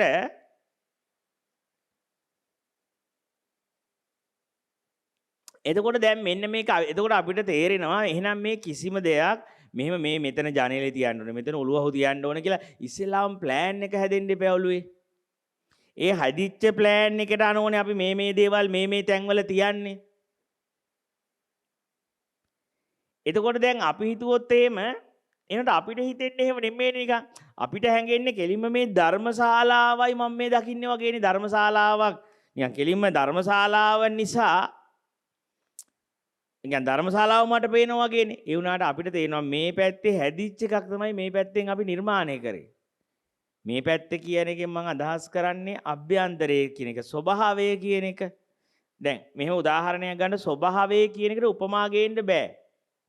දැන් මේ බිල්ඩින් එක හැදෙන්න ඉස්සෙල්ලා අපේ හිතේ හැදිච්ච බිල්ඩින් එකට ස්වභාවයක් නේ හිතේ කියන්නත් බෑ. ඒ ස්වභාවය. ඒ ස්වභාවයනේ මේ පේන්නේ. ඒ ස්වභාවය කියන එකට තැනක් නැහැ. ස්වභාවය කියන එක තියෙන තැනක් නැහැ. හැබැයි මේ මෙහෙම සකස් වෙන ස්වභාවයක් තියෙනවා. ඒ ස්වභාවයට උපමා තමයි මේ බිල්ඩින් මේ හෝල් බුදු පිළිම කියලා පෙන්නන්නේ. හරි. ඒ කියන්නේ මම මේ කියන්න උත්සාහ කරන්නේ හොඳට බලන්න මෙන්න මේ ස්වභාවයක් ඔන්න ඕක තමයි අපි ඊයේ දේශනාවේ අර චිත්‍රයක් කියලා කිව්වේ කතා කරේ. හිතේ චිත්‍රයක් ඇඳෙනවා. ඒ චිත්‍රෙට අවිද්‍යාවෙන් පණ දෙනවා. ඒ පණ දීපු චිත්‍ර තමයි අපිට මේ වටපිටාවේ පේන්නේ කියලා. ඒ ඊයේ කාරණේ හරහාම තමයි මම මේ පොඩ්ඩක් අද තව ටිකක් යන්න යන්නේ. ඒ ඊයේ දේශනාව පොඩ්ඩක් ඒක හිටියේ නැති අය එහෙමනොත් ඒක ඇහුවොත් තව ටිකක් ක්ලියර් වෙයි. ඒ කාරණේම තව පොඩ්ඩක් මේ පෙන්වන්න යන්නේ වෙන පරයයකින්. මේ දැන් මේක මෙහෙමයි. දැන් මම මෙහෙම කිව්වද්දි මේ එකපාරට පනව ගන්න එපා. හිතේ චිත්‍ර කිව්වම හිතක් කියලා හෝ අභ්‍යන්තර කිව්වහම වෙන තැනක් ගන්න එපා. මොකද ඒ සකස් වෙන ස්වභාවයට තැනක් නැහැ. ඒ සකස් වෙන ස්වභාවයට මේ එහෙම කවුරුත් නැහැ එතන. දැන් මේ හිතන්නකෝ මං උදාහරණයක් ගන්න. දැන් මම එක එකතු කරනවා එක කියලා දෙකයි කියලා ලියනවනේ. එක එකතු කිරීම දෙකයි කියලා අංක දැම්මට මේ එකතු වෙන ස්වභාවයනේ කියන්නේ. එකතු වෙන ස්වභාවය කියන එක පෙන්වන්න බෑනේ. හැබැයි එකතු වෙන ස්වභාවයේ තියෙන හින්දානේ 1 1 2 කියලා අපි පෙන්වන්නේ ගණිතේ. හැබැයි තේරෙනවද එකතු වෙන ස්වභාවයක් තියෙන නිසානේ අපිට මෙහෙම දෙක කියලා උත්තරයක් පෙන්වන්න පුළුවන්. හැබැයි මේ එකතු වෙන ස්වභාවයට උපමා නැහැනේ. තේරෙනවද? එහෙම ආන්ගේ එකතු වෙන ස්වභාවයක් තියෙන නිසායි අපිට එක එකතු කියලා එක දැම්මම දෙකයි කියලා උත්තරයක් පෙන්නේ. අපිට පේන්නේ උත්තරේ මිසක් එකතු වෙන ස්වභාවය පේන්නේ. ආන්ගේ එකතු වෙන ස්වභාවය තමයි මේ අවිද්‍යාවේ කෘත්‍ය තියෙන්නේ. ඒක පෙන්වන්න බෑ කොතනකවත්. මෙහෙම එකතු වෙන ස්වභාවයක් තියෙනවා.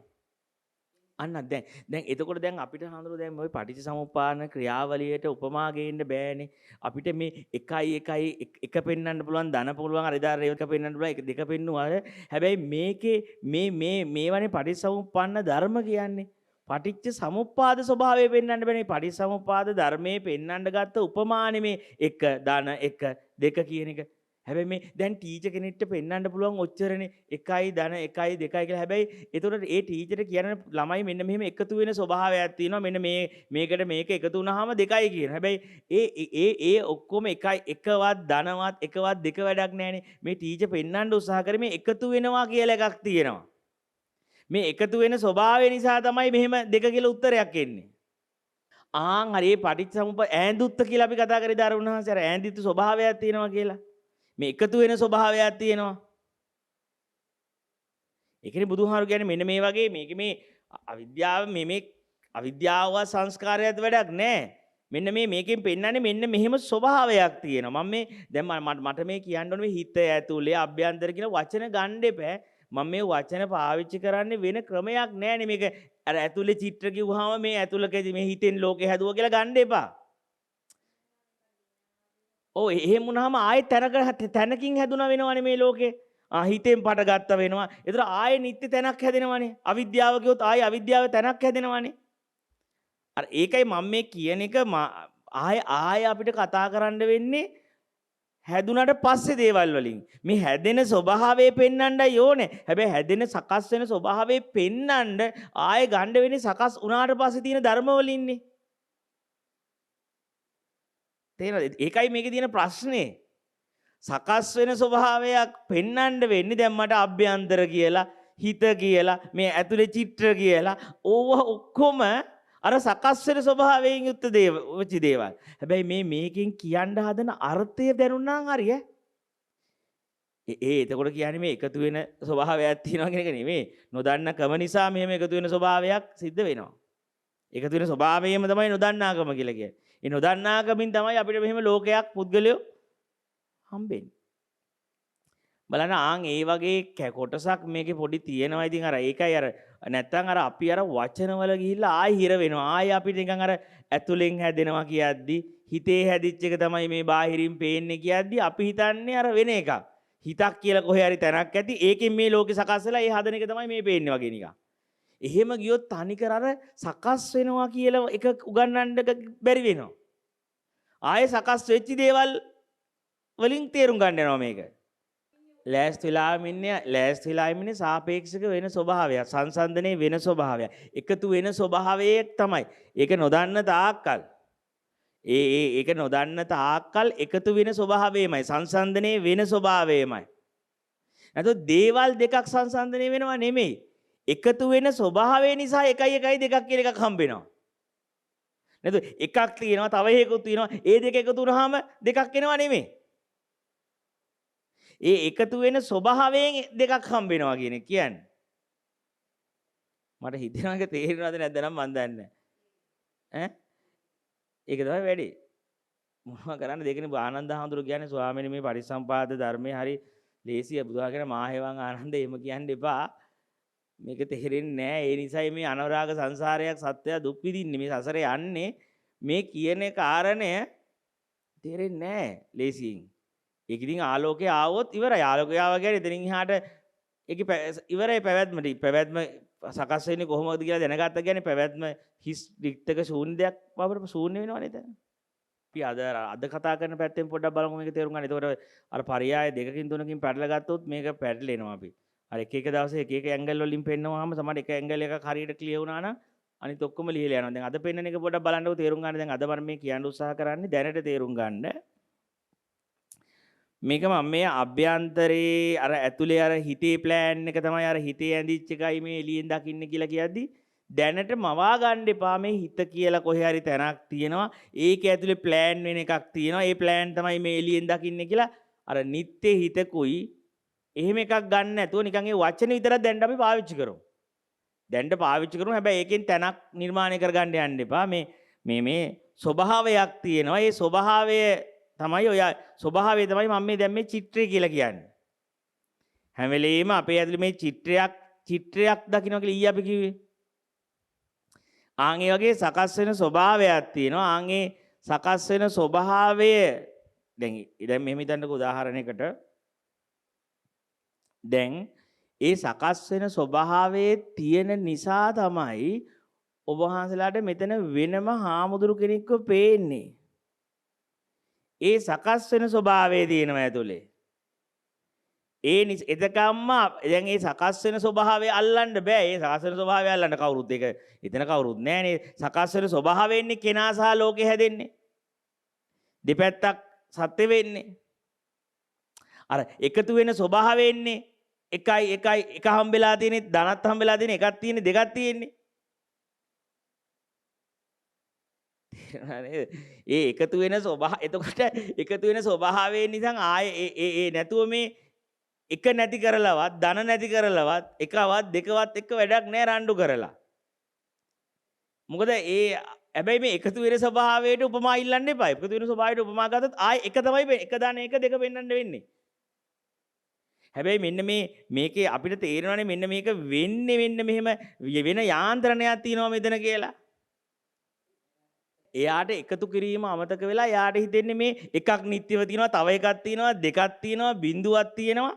එයාට තනිකර පේන්නේ නිකන් එක මේ ස්ථීරව තියෙන තැනක අපි මේ එකතු වෙන ස්වභාවයක් නිසා මේ එකයි එකක් හැදුණා කියලා නෙමෙයි. එයාට හිතෙන්නේ ගෙඩි පිටින් එකක් තිබ්බා. තේරික නිත්‍ය ලෝකයක්. ඔව් කෙලින්ම දැන් එයා එයා එක නැති කරන්න හදනවා එක ශූන්‍ය කරන්න හදනවා. ඒ කියන්නේ එයා මේ එක කියන එක බාරගෙන ඉවරයි දැන්. ඒ කියන්නේ එයාට මේ එක හමුුනේ කෙහෙමද කියලා හොයන්නේ නැහැ. එක කියන ස්වභාවයක් හමු වෙන්නේ මේ එකතු වෙන එකතු කරන ගතිය නිසා ඈඳෙන ගතිය නිසා. මෙන්න මේක බැලගෙන නුවණක් නැහැ. ඒ නුවණ නැති නිසා ඒ ප්‍රඥාව නැති නිසා දැන් ඒක තමයි වැඩේ වෙන්නේ. දැන් ඕක ප්‍රඥාව කියලා මම ආයේ කොහොම ඒකයි අර උතෙන් තමයි කල්යාණ මිත්‍රය ඕනේ වෙන්නේ. උතන තමයි හරියට පොයින්ට් එකට වචනේ ඇහෙන්න ඕනේ වෙන්නේ. මෙන්න මෙතන මෙන්න මෙහෙම ස්වභාවයක් තියෙන්නේ කියලා. අන්න එක ආය එකතු කිරීමම තමයි වෙන්නේ අපිට. ආය එකතු කිරීම වෙන්න පටන් ගන්නවා. ඒතකොට එකතු කිරීම වෙනවා කියන්නේ මට තදට මම කියලා වෙනම කෙනෙකුයි ලෝකෙකුයි හමු වෙනවා ඉතින්. ඒ මට්ටමේදී එකතු වීමලා ඉවරයි. එකතු වෙන ධර්මතාවයේ ක්‍රියාත්මක වෙලා ඉවරයි. ඒ කියන්නේ එතකොට දැන් ඔන්න ආය ගන්න එපා. එකතු වෙනවා කියලා දෙයක් ගන්න එපා. එකතු වීමෙන් තමයි එකතු වීම කියන ස්වභාවය පවා හම්බෙන්නේ. මම කියන්නේ නේද? එකතු වීමෙන් තමයි එකතු වීමේ ස්වභාවයකුත් හම්බෙන්නේ. නැතු එකතු වෙන එකක් තියෙනවා. ඒකෙන් දේවල් හට ගන්න කියලා ආයෙ ගන්න එපා. එකතු වීමත් පටිච්චසමුප්පන්නයි. ආයෙ එකතු වෙන ගතිය කියලා එකතු වෙන ගතිය නිත්‍ය කරනවා ආයෙ. මම දන්නේ ගොඩක් අලුතෙන් ගොඩක් අය ඉන්නේ මේක වැඩි වෙයි ඔච්චර ගියොත් එහෙම. ඕක මේ එකතු වීමක් කියලා දෙයක් තියෙනවා නම් ඒත් එකතු වීමටම අහු වෙලා ඉවරයි. අන්න හරි මෙන්න මේ වගේ ස්වභාවය නිසා මෙහෙම කරාම ආයෙ නිත්‍ය කරයි ආයෙ අවිද්‍යාව. ඉතින් ඒ නිසා අපි පොඩක් හිමීට බලමු මේක අද වෙන පරියායකින් මද කතාගෙන යන්නෙම අර පැත්තට. ඒකයි මම මේ ආයි ගන්න යන්නේ නිකන් මං මාවම ඇදලා ගන්නවා පොඩක් මේ මොකද අර ඔය පැත්තෙන් කතා කරනකොට ඔක ටිකක් සියුම් ගොඩාක් සියුම් වෙන්න බලවා. ඒ හින්දා අපි බලමු අර චිත්‍ර පැත්තෙන් ඔක යද්දි මට ඉතින් ඊට වඩා අපිට ටිකක් ඔක වෙන පරියායකින් මේක ලියා ගන්න පුළුවන් වෙන්න පුළුවන්. ඒක ලියා ගන්නවා කියන්නේ ওই ප්‍රඥාව මෙහෙම අහගෙන සාකච්ඡා කරන් යද්දි අර ඥානය මේ එනවා ඉතින්. මෙහෙම අපි ගමුකෝ දැන් මම උදාහරණයක් චිත්‍රයෙන් කියන්නකෝ දැන් මම මේ අර වෙන පැත්තකට ඇදෙනවා මම කොහොම හරි ගන්නම් අය චිත්‍ර පැත්තෙන් ඔක කියා ගන්න මම try කරන්නම් එතකොට තමන්ට තේරෙයි මොකද්ද මේ වෙන්නේ කියලා. දැන් අර අභ්‍යන්තරයේ චිත්‍රය කියන එක තමයි මේ ඔබ වහන්සේව සහ මාව කියන දෙපැත්තක් මෙතන ඉන්නවනේ මේ අපිට ඉතින් ඉඳලා දකින්නවා කියනනේ. හැබැයි අර චිත්‍රේ නිසා අර ඇතුලේ ප්ලෑන් එක ඉන්නේ දැන් අපිට ප්ලෑන් එකක් නේ තියෙන්නේ මෙතන මේ නිර්මාණය කරන්න ඕනේ ධර්මශාලාව කියලා. ආන්ගේ ප්ලෑන් එක නිසානේ අපිට පේන්නේ හැදෙන්නේ කවදා හරි නිහඬරනේ මේ ධර්මශාලාව. ආන් එතකොට ඒ ප්ලෑන් එක එද්දිම ඒ ප්ලෑන් එක හදන්නා ඒත් එක්කම ඉන්නවනේ එතන. නෑ. දැන් අනිවාර්යෙන් ප්ලෑන් එකක් ඇඳපු කෙනෙක් නැතුව ප්ලෑන් එකක් තියෙන්න බෑනේ. ප්ලෑන් එකක් අඳිනවා කියලා කියන්නේ හිතේ ප්ලෑන් එක අඳිනවා කියන්නේ අනිවාර්යෙන් ඇඳෙන්නා එකට ඒ එක්කම එකතු වෙලා ඉවරයි. එතකොට ආන්ගේ වගේ නැතුව මේ ඉබේ ප්ලෑන් ඇඳෙන්නේ නැහැ. ප්ලෑන් එකක් අඳිනවා නම් ප්ලෑන් සංස්කරණයක් වෙනවා නම් සංස්කරණය කරන්නෙකුත් ඒයින්ම ඉපදෙනවා. ඒකත් වෙනම කරන්නෙක් ප්ලෑන් කරන්නේ ප්ලෑන් වෙන ස්වභාවය තුළින් ප්ලෑන් කරන්නෙකුත් ඒයින් උපන් කියලා කියන්නේ මේ ඇතිකල්ලි මේ කියන්නේ ඒයින්ම නිපදෙනවා. ඒයින්ම හට ගන්න. ඒ කියන්නේ අපි අර ඊ උපමාව ගත්තේ අර කැලෑවට ගිහිල්ලා ගියා ෆොටෝ එකක් ගහලා කියන කිසිම මනුස්ස පුරුටක් නැහැ කියලා. හැබැයි කිහද්දිම මනුස්ස පුරුටක් තමයි ඒක ගැහුවේ. හැබැයි ගහපු කෙනා හොයන්න නැහැ. දැන් කවදාකවත් ෆොටෝ ගහද්දි ෆොටෝ වල ඔක්කොම ඉන්නවා ප්‍රධාන කෙනා නැහැනේ ගහපු එක නැහැනේ. ඒ ඇරෙන්න අනිත් ඔක්කොම ඉන්න හැම ෆොටෝ එකම හැබැයි හැම ෆොටෝ එකම කවුරු නොහිටියත් ගහපු එකා ඉන්නවා. හැබැයි හැම කිසිම ෆොටෝ එක ඌව පේන්නේ නැහැ. ඌ පිටිපස්සේ දැන් මම ඔක ඊට පස්සේ ඔය උපමා සෙල්ෆි පැත්තට හරවන්න එපා. ඒතකොට ඉතින් ආය නැහැ සෙල්ෆි ගහුවොත් ඉන්නවනේ කියලා. ඒ සෙල්ෆි එකෙන් ඒත් ඉතින් සෙල්ෆි කියලා ඉතින් මාව ගැහුවා කියලා ආයෙ පේන්නේ අර වගේම කලර්ස් ටිකන්නේ වදිලා තියෙන බින්දුවරේ. නෑ මම මේ මාව ගැහුවා කියලා ආයෙත් මේ එළිය කෙනා කියලා ගැහුවා කියලා ඒත් වදින්නේ පාට හැඩ ටිකක් මාව මෙහෙම සෙල්ෆි ගැහුවා කියලා ආයෙත් මාව මේ වැදිලා තියෙන කලර්ස් ටික. ඒත් මාව හොයන්නත් නෑනේ. මනුස්ස පුරුටක්වත් නැති නිසා මේ කැලෑ සුරක්ෂිත වෙලා තියෙනවා කියලා පෝස්ට් එකක් දාලා ෆොටෝ එක ගහද්දිම ඒක කිරිට වෙලා ඉඳලා මනුස්ස පුරුටක් ගිහිල්ලා එතන. හැබැයි ඒක නොපෙනෙනවානේ ඒක අල්ලන්න බැහැනේ. හැබැයි ඒක අල්ලන්න පෙන්වන්න බෑ. හැබැයි අපිට තේරෙනවා එයා හොයන්න නෑ. දැන් එතකොට දැන් හිතන්නකෝ ආන් ඒ වගේ දැන් අපි පෙන්වන්න වෙන්නේ අර ගහපු ෆොටෝ වලින් තමයි. ඒකෙන් කියන්නේ මේ නිත්‍යව ඉන්නවා කියලා නෙමෙයි ඈ. දැන් මම කියන්න හදන උපමාවල දැනට මෙන්න මෙහෙම තේරුම් ගන්නකෝ අපි. දැනට සරලව මේක තේරුම් ගමු අපි. අපේ මම මේ ස්වභාවය කියලා කියන්නේ ස්වභාවය තමයි ඔය අභ්‍යන්තරය කියලා මම මෙතන පාවිච්චි කරේ ඔය අභ්‍යන්තර චිත්‍රය. ඒ අභ්‍යන්තර චිත්‍රයේ තමයි මේ හාමුදුරුවලා ඊට පස්සේ මෙහෙණින් වහන්සේලා මේ ලෝකේ තියෙන්නේ. ඒ අභ්‍යන්තර චිත්‍රයට අවිද්‍යාවෙන් පනාවට පස්සේ එයාලව මෙහෙම පේන්න ගන්නවා බාහිර. ඒතොර එයාලා ඉඳලා පේනවා නෙමෙයි අර චිත්‍රයට පණ ඇවිල්ලා පණ දෙන ගතියක් කියලා. ඒ නොදන්නාකම කියන්නේ පණ දෙන ස්වභාවය. ඒ චිත්‍රයට පණේද්දි අපිට පේනවා බාහිර හාමුදුරුවෝ ඉන්නවා, බාහිර මෙහෙණින් වහන්සේලා ඉන්නවා, බාහිර මෙහෙම ලෝකයක් තියෙනවා. ඒ බාහිරක් හම්බෙද්දිම අභ්‍යන්තරේ මම මෙමා ඉන්නවා. ඒ මෙමා නැතුව කවුද දකින්නේ මෙහෙණින් වහන්සේ? මම නැතුව කවුද හාමුදුරුවෝ දකින්නේ? ඉතින් මම නැතුව පේන්නේ නැහැ නේ කාටවත්. අනිවාර්යෙන් කවුරු හරි දකිනවා නම් දකින්න එතන දකින්නගේ වෙන්ව දකින්න දෙයක් පනවන්න බෑ. දකින්න වෙන්න වූ දෙයක් දකිද්දිම අනිවාර්යෙන් එතන දකින්න කියන දකින්න පැනවිලා ඉවරයි. දකින්න පහළ වෙලා ඉවරයි. එතකොට දැන් එතකොට දකින්නේ ඉඳගෙන දකින්නවා නෙමෙයි. දකින්න පෙරත් දකින්න හිටියත් නෙමෙයි. අන්න එතකොට මේක අපි තේරුම් ගන්න යද්දි මෙන්න මේ කතාව දැන් ඔය මම මෙහෙම කිව්වට දැන් චිත්‍රමවා ගන්න යන්න එපා. මේ ඇතුලෙන් තමයි ඔක්කොම මැව්වේ කියලා වගේ තැනකට යන්න එපා. එහෙම ඇතුලක් කියලා එහෙම තැනක් කියන්න තැනක් නැහැ.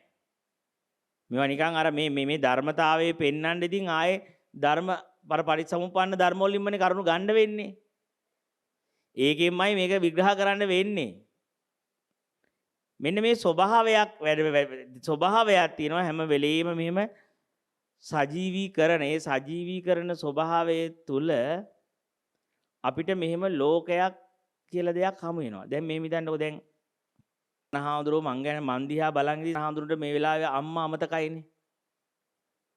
අම්මා අමතකයි. හැබැයි දැන් මේ දේශනාව අහන් යද්දි අම්මව සිහිපත් වෙද්දි මට ඔබ වහන්සේත් නෑ මාත් නෑ හෙලින්ම මායි අම්මයි. දැක්කද? ඒ වෙලාවේ කෝ හාමුදුරුවෝ කෝ දැන් නිහඬ අරන.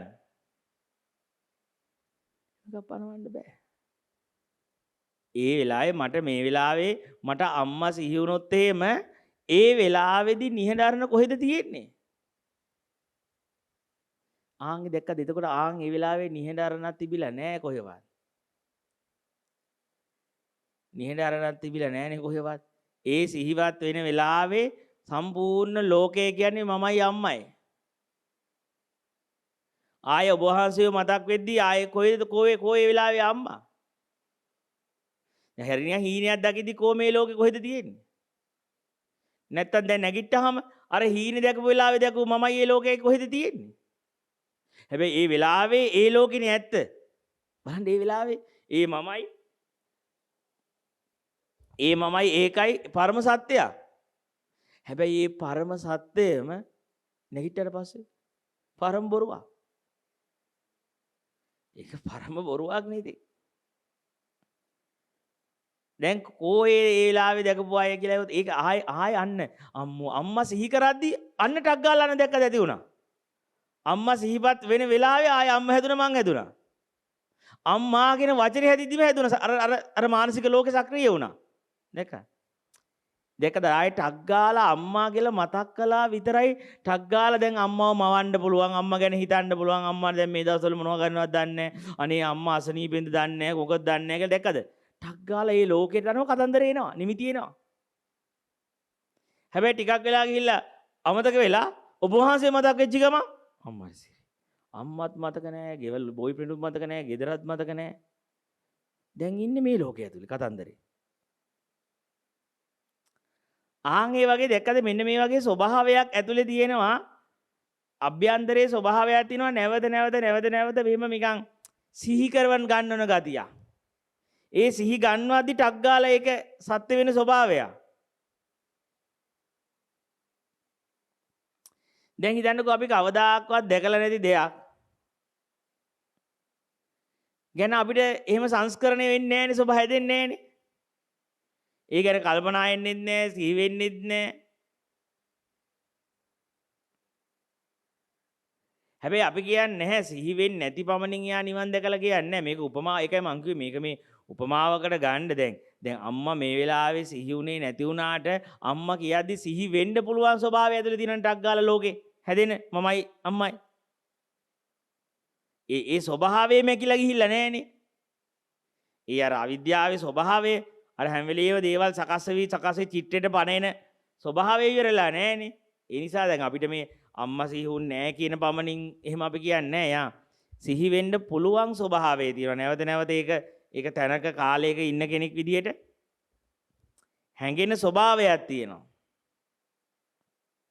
ආන් ඒ හැඟෙන ස්වභාවය තමයි අපිට අම්මා කෙනෙක් ගැන නිමිති එන්න කතන්දරෙන්න අරමුණු වෙන්නේ. හැබැයි ඒ ස්වභාවය කොහෙවත් තියෙන එකක් නෙමෙයි. ඒ අම්මා හෝ හාමුදුරුවෝ හෝ කොහෙවත් තැනක ඉන්නව නෙමෙයි. අර මානසිකාරයේ වෙන ස්වභාවයක් තියෙනවා. ඒක තමයි සංස්කාර දුක ඒක. ඒක සිහි වෙන ස්වභාවයක් තියෙනවා. ඒක හැබැයි ඒක අවිද්‍යාව නැතිනම් ඒකට පණ නැහැ. ඒක සිහි වෙන ස්වභාවයත් එක්ක ඒක සත්‍යයක් වෙලා ඒක වෙනම පවතිනක් වෙලානේ සිහි වෙන්නේ.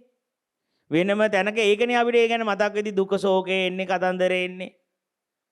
අපිට මේ වෙලාවේ මේ සිතේ සකස් වෙන ස්වභාවයක් කියලා තේරෙන්නේ නැහැ නේ අවිද්‍යාව නිසා.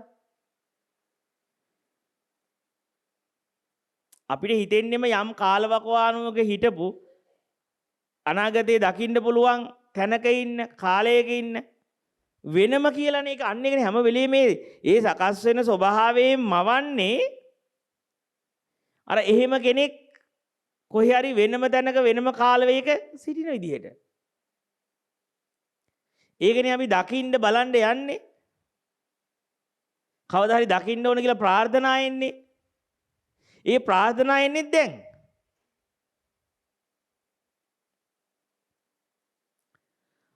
එතකොට මම මේ කියන කාරණේ ටිකක් හොඳට විමසුවොත් තේරෙවි. මෙන්න මෙහෙම අපේ يعني අභ්‍යන්තරයේ මෙහෙම තියෙනවා චිත්‍රයක්. ඒ චිත්‍රය තාම ඉවර වෙලා නැහැ. චිත්‍රේ මැරිලා නැහැ. හැම වෙලෙම පණ ඇති චිත්‍රයක් තියෙන්නේ. දැන් ඔය චිත්‍රේ මැරෙන එක තමයි නිවන් දකින්නවා කියන්නේ. අභ්‍යන්තරික චිත්‍රේ මැරෙනවා. නැත්නම් ඉවර වෙලා යනවා. ඉගනේ සම්පූර්ණ ගිනි ගන්නවා. ප්‍රඥා ආලෝකේ. ප්‍රඥාව වැටිච්ච ගමන් ඥානය ආපු ගමන් අර චිත්‍රෙට දැන් ඔය දැන් චිත්‍ර කියද්දි කොහේ හරි නිකන් එහෙම සටහනක් තියනවා කියලා ගන්න එපා. ඔය හැම වෙලෙම හිත ගන්න ආයෙනම් චිත්‍රයක් ඇති පණ එන නැත්තම් ඊට පස්සේ එනම් පණ නැතුව ඒ චිත්‍රය ඇති ප්‍රඥාව ආවට පස්සේ ඒ උපමාවේ එච්චර දුර යන්න එපා. කොයි වෙලාවකවත් මේ උපමාවේ ගන්න අර්ථය තේරුම් ගන්න. මෙන්න මෙහෙම දැන් මේ තියෙන තැනක දෙයක් නැහැ නේ. මේ ස්වභාවයක් ගැනනේ මේ පෙන්눔 කරන්න හදන්නේ උපමාවලින්. මෙන්න මෙහෙම ස්වභාවයක් තියෙනවා නොපවතින දෙයක් පවතින විදිහට හඟවන ගතියක් නේ තියෙන්නේ කියනනේ මේ ඒකනේ මේ කියන්න හදන්නේ වෙන විදිහක මේ. ඒක නිසායි ඒක අර තැනකින් එනවය සෝස් ප්‍රභවයකින් එනවය එහෙම තැනක් නැහැ. අවිද්‍යාව කියලා තැනක් නැහැ.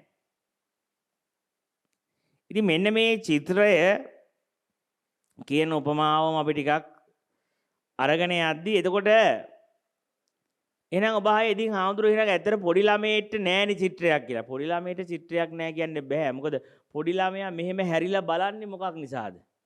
එයාගේ ඉස්සරහක් තියෙනවා කියලා චිත්‍රයක් තියෙනවා සජීවීව. ඒකයි ළමයා මෙහෙම හැරෙන්නේ. අපිට හිතෙන්නේ ඉස්සරහක් තිබුණ හින්දා ළමයා ඉස්සරහා බලනවා කියලා නෑ. ඉස්සරහා හැදෙන නිසා ළමයා ඉස්සරහා බලනවා. ඉස්සරහක් හැදෙන නිසා ළමයෙකුයි බලන දේකුයි නිර්මාණය වෙනවා. මම දකින්න දෙයයි. නැතු අන්න එතකොට බලන්නකො දැන් එතකොට අපිට කියන්න බෑනේ ඉස්සරහක් තියෙනවා ළමයා නිසා ඉස්සරහා දකින්නවා නෙමෙයි. ඉස්සරහක් සකස් වෙන නිසාම ඉතින් අර ඕක බලන්නකො දැන් අර වීඩියෝ ගේම් එකක් වගේ තමයි. වීඩියෝ ගේම් එකකදී අර සකස් වෙනවනේ ඉස්සරහා. නැතු ඉස්සරහා තිබිලා කවුරුත් ඉස්සරහට යනවා නෙමෙයිනේ. දැන් වීඩියෝ ගේම් වල කාර් රේස් ගහලා තියෙනවනේ අපි.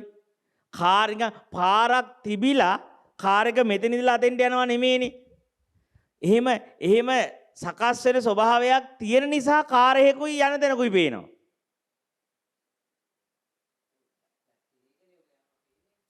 ඒ වුණාට ඇත්තටම වීඩියෝ ගේම් එකේ කාර් එකක් කියලා වෙනමකුයි යන ෆිනිෂ් කරන තැනකුයි එහෙම දෙතනක් නැහැනේ. එහෙම දෙයක් ප්‍රොසෙස් වෙනවානේ. ඒ ප්‍රොසෙස් දෙකේ ආන්ත්‍රණය නොදානේ අපිට හිතෙන්නේ කාර් එකක් අතනින් අතෙන්ට ගියා වගේනේ. වෙන්නෙම නැති දෙයක් වෙනම විදිහටනේ හිතෙන්නේ වීඩියෝ ගේම් එක ගහද්දි. මොකද ඒක සකස් වෙන විදිහ නොදන්නකම හින්දානේ කොහොමද මේක වෙන්නේ කියලා. දැනගත්තොත් එහෙම අපිට කාර් එකක්වත් ෆිනිෂ් තැනක්වත් හමු වෙන්නෙම නැහැ. ආන්ගේ බලන්නකෝ මේ වීඩියෝ ගේම් එකේ කරහවරා බං හිතන්නේ මේක පොඩ්ඩක් ක්ලියර් වෙයි. මේ වීඩියෝ ගේම් එකක් අපි ගහද්දි අපිට හිතෙන්නේ අතනින් අතෙන්ට ගියා දින්න බැට් කරා 6 ගැහුවා වගේනේ. ක්‍රිකට් ගේම් ගහන්න ගියාම කාර් රේස් වදින්න ගියාම ඔය හමුදා ගේම් ගහන්න ගියාම මං හිතන්නේ වීඩියෝ ගේම් ගහලා ඇතිනේ. ඒ වුණාට අපිට තේරෙනවනේ ඒක වෙන්නම බැරි දෙයක් නෙමේ. වෙන්නේ අර ප්‍රොසෙස් වෙන ස්වභාවය ඒක සකස් වෙන ස්වභාවය නිසා. ඒක තමයි දැන් ඒ වගේ එකන්නේ මේ දැනුත් තියෙන්නේ. දැනුත් මේක අයින් වෙන්නම බෑනේ. මොකද මේක ඒ තරම්ම ලයිව්නේ. ඒ තරම්ම අපිට මේ මෙතන මේ සිද්ධ වෙන ඔය වගේ දැන් එතකොට අන්න ඒ වගේ එකක් මේ කියා ගන්න එන්නේ මං. මෙන්න මෙහෙම අපි මේ නිකන් කාර් එක නැති කරන්න ගියාට වැඩක් නැහැ. ඒ වගේම මේ කාර් එක බොරු කියලා මායාවක් කියලා හිතුවා කියලා වැඩකුත් නැහැ. එතකොටම කාර් එක ඇත්ත වෙලා ඉවරයි. මෙන්න මේක කොහොමද මේ ගේම් එක නිර්මාණය වෙන්නේ කියලා දැක්කනම් එදාට එයාට ඔය කියන කතාව අදාළම නෑ ඔය කතාව. ඒකේ මූලයේ දකින්නවා. මේකේ යාන්ත්‍රණය ගැන අවබෝධ කරනවා. යන්නේ ඒ වගේ එතකොට මූලයේම දැක්කහම ආයි ඊට පස්සේ කාර් එක නැති වෙනවද කාර් එක නැති කරනවද කාර් එකට තියෙන තණ්හාව නැති කරනවද කියලා අදාළ නැහැ. මේක සකස් වෙන්නේ ස්වභාවයේ දකිද්දිම විරාගය පහළ වෙනවා. මොකද කාර් එකක් බොරු කරන්න ඕනේ නැහැ. කාර් එකක් හමුණා නම් හමු වෙන්නේ මෙන්න මේ යාන්ත්‍රණේ මම මේක කොහොමද මේක උනේ කියලා නොදන්නකම තිබ්බ තාක්කල් විතරයි. මේක සකස් වුණේ කොහොමද මේ ප්‍රෝග්‍රෑම් එක නොදන්නකම තියෙන තාක්කල් කාර් එකක් මට හැමදාම සත්‍ය අපි දැක්කා. කාර් එක. අන්න ඔය වගේ කාරණයක් තමයි මෙන්න මේකේ පෙන්වන්න උත්සාහ කරා මේ ටික මේ අපි මේ සාකච්ඡා කර යන්නේ මේ ඕකේ ඇත්ත ස්වභාවයේ හමු වෙද්දී අපිට ආයේ කතා කරන්න දෙයක් නැහැ. දැන් අර ළමයාගේ උපමාව ගන්නකො දැන් ළමයාගේ පවා ළමයා ඉස්සරහා තිබිලා බලනවා නෙමෙයි. ඉස්සරහා එයාගේ අර ඇතුළාන්ත චිත්‍රයෙන් ඉස්සරහා පිටිපස්ස කියන එක හදලා දෙන නිසා එතනින් ළමයෙක් ඉස්සරහා දකින්නවා. අර ඒ වගේ තමයි වීඩියෝ ගේම් එකේ ඉස්සරහා පිටිපස්සක් හදන නිසා කාර් එකක් ඉස්සරහට යනවා වගේ පේනවා. එතන තැනක ඉඳලා තැනකට. හැබැයි එහෙම ඒකට අදාළම නැති සිද්ධියකින් තමයි මේක වෙන්නේ. ඔය වගේ අපි තේරුම් ගත්තට පස්සේ මෙන්න මේ කියන අභ්‍යන්තරික චිත්‍රයක් විසින් ඒ අභ්‍යන්තරික චිත්‍ර කියද්දී ඒක මේ ඇත්තටම කාර් එකක් තියෙනවා කායේ හිතේ තියෙන කාර් එක එළියෙන් දකින්න වගේ තැනක ගන්න එපා. කාර් එකක් තියෙන බවට ඇති බවට සකස් කරන ස්වභාවයක් සකස් වෙන ස්වභාවයක් තියෙනවා. ඒක නිසා අපිට මේක සජීවී පේනවා. ඒකේ තියෙන අනිත් කාරණේ තමයි දැන් අපිට පේන්නේ හැම වෙලෙම දැන් අම්මා කියන එක නම් ඔන්න ගෙවිලා ගියා. හැබැයි අම්මා දැකපු මේ පැත්තේ හැදෙන අර එයා මේ දිගටම ඉන්නවා වගේ. එයා දැන් පොඩි කාලේ අපේ අම්මලා දැන් නෑ, යාළුවෝ නෑ. දැන් මට හාමුදුරුවෝ ඉන්නේ. ඉස්සරහට හාමුදුරුවෝ නැති දැන් බලන්න අපිට දැන් හිතෙන්නේ අර එක පැත්තක් අනිත්‍ය වෙවි මෙහෙම ගියා. හැබැයි එක පැත්තක් ඒ පොඩි කාලේ හිටපු මෙමා තමයි මේ දිගටම මේ පැත්ත නිත්‍යව ආවා. හැබැයි මේ පැත්තේ නිත්‍යව ඉන්නේ මෙමා මේ දකින්න ලෝකේ සැරින් සැරේට වෙනස් වෙනවා වගේ නිකන්. හැබැයි අපිට තේරෙන්නේ මේ පැත්තයි කියන දෙපැත්තත් අර චිත්‍රයේ විසින්ම නිර්මාණය කරන එකක් කියලා. චිත්‍රයේ විසින්ම මවන එකක් කියලා. නැතුව මේ පැත්තක් නිත්‍යව තිබිලා අනිත් පැත්ත අනිත්‍ය වෙනවා නෙමෙයි. හැබැයි බලන්න ওই අර්ථ දෙකේම මේ පැත්තයි අර පැත්තයි කියන නිත්‍යාර්ථයෙන්මයි හම්බෙන්නේ අපිට. වෙනස් වෙන හරි දේවල් නේද හම්බෙන්නේ. වෙනස් වෙන අපි හැම වෙලේම හමු වීමක් නේ තියෙන්නේ. මෙන්න අම්මා ඇති වුණා, මෙන්න අම්මා නැති බව හම්බුණා. මෙන්න අපේ සහෝදරයා ඉන්නවා, දැන් මට සහෝදරයා නැති බව හම්බුණා. හැම වෙලේම එහා පැත්තත් නිත්‍ය වෙලා තියෙන්නේ. එහා පැත්ත නිත්‍ය වෙලා එක්ක ඇතියාර්ථයෙන් නිත්‍ය වෙලා තියෙනවා, එක්ක නැතියාර්ථයෙන් හම්බෙනවා ඒක. හැබැයි හැම වෙලේම මේ හමු වීමක් නිත්‍ය වර්ෂයෙන් තියෙනවා. තියෙනවා නෙමෙයි, තියෙන බවට චිත්‍රයේ විසින් ඔය එයාට හම්බෙන්නම ලැබීමක්. එයා ඉන්නෙම ලැබීමක. අන්න හරි ඒ අඳුර ගැනීමමයි. කොහොමද සකස් වුනේ කියලා ගද්දි එතකොට මේ සකස් වුණ ධර්ම වල හරයක් නැති වෙනවා. අර්ථයක් නැති වෙනවා. මේ හමු වෙන ධර්ම වල ඒවා දේවල් වෙන්නේ නැහැ.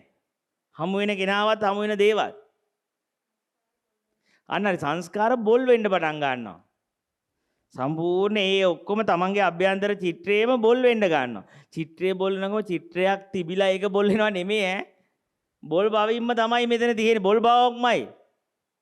අනාත්මයි, ශූන්‍ය ස්වභාවයක්මයි. මේ අශූන්‍ය වෙලා තියෙන්නේ. නිමිති ඇත්ත වෙලා තියෙන්නේ.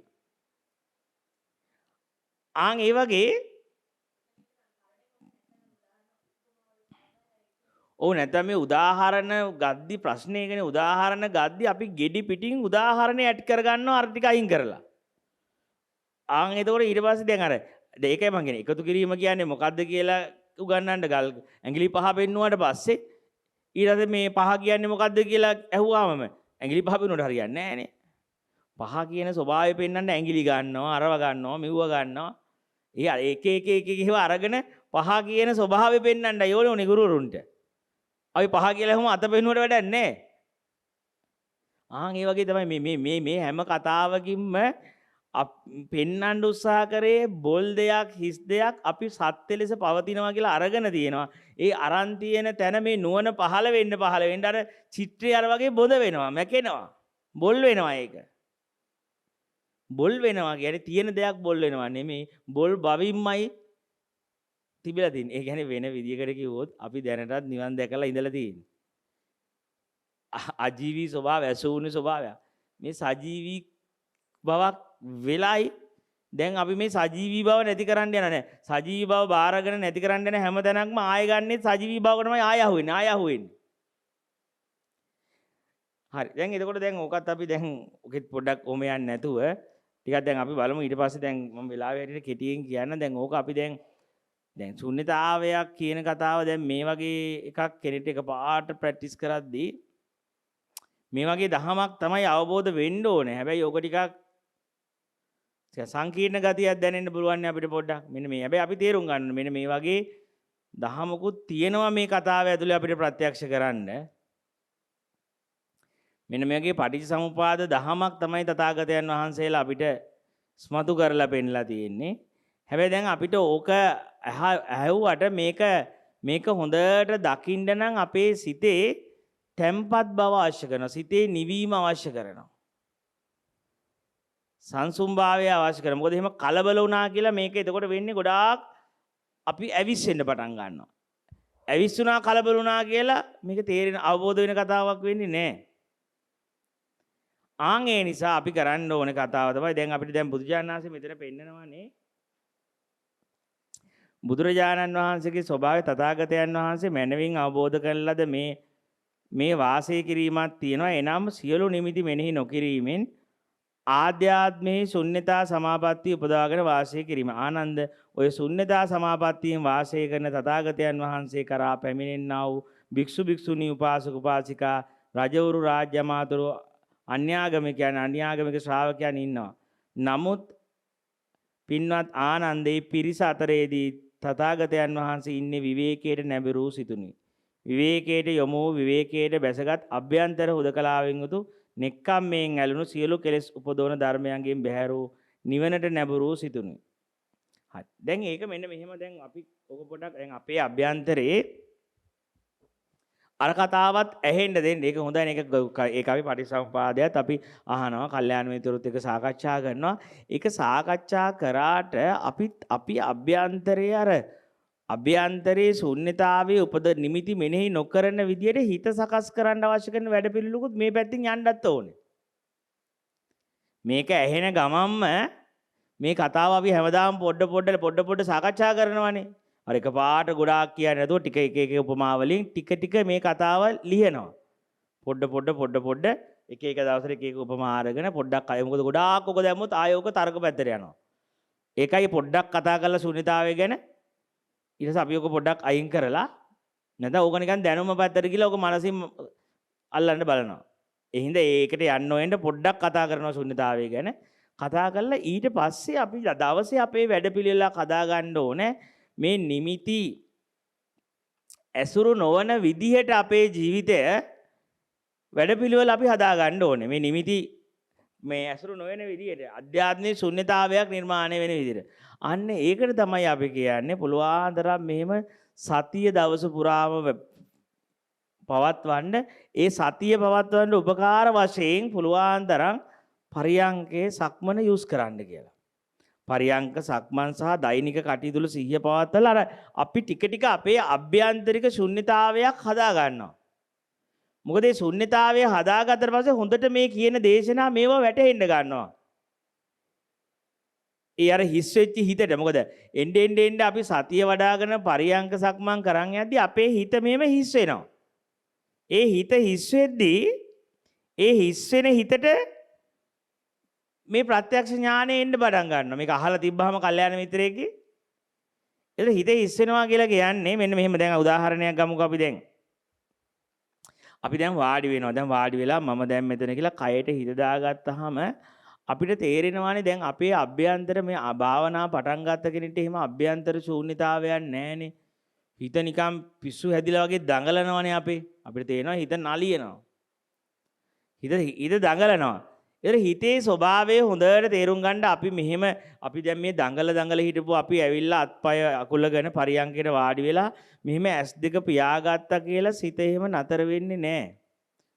සිත දඟලන්න පටන් ගන්නවා. එතකොට අපි තේරුම් ගන්න ඕනේ සිතේ ස්වභාවය තමයි සිතට කරන්න පුළුවන් ප්‍රධාන දේ යෝජනා ඉදිරිපත් කරන්න පුළුවන් අපිට හැම වෙලෙම.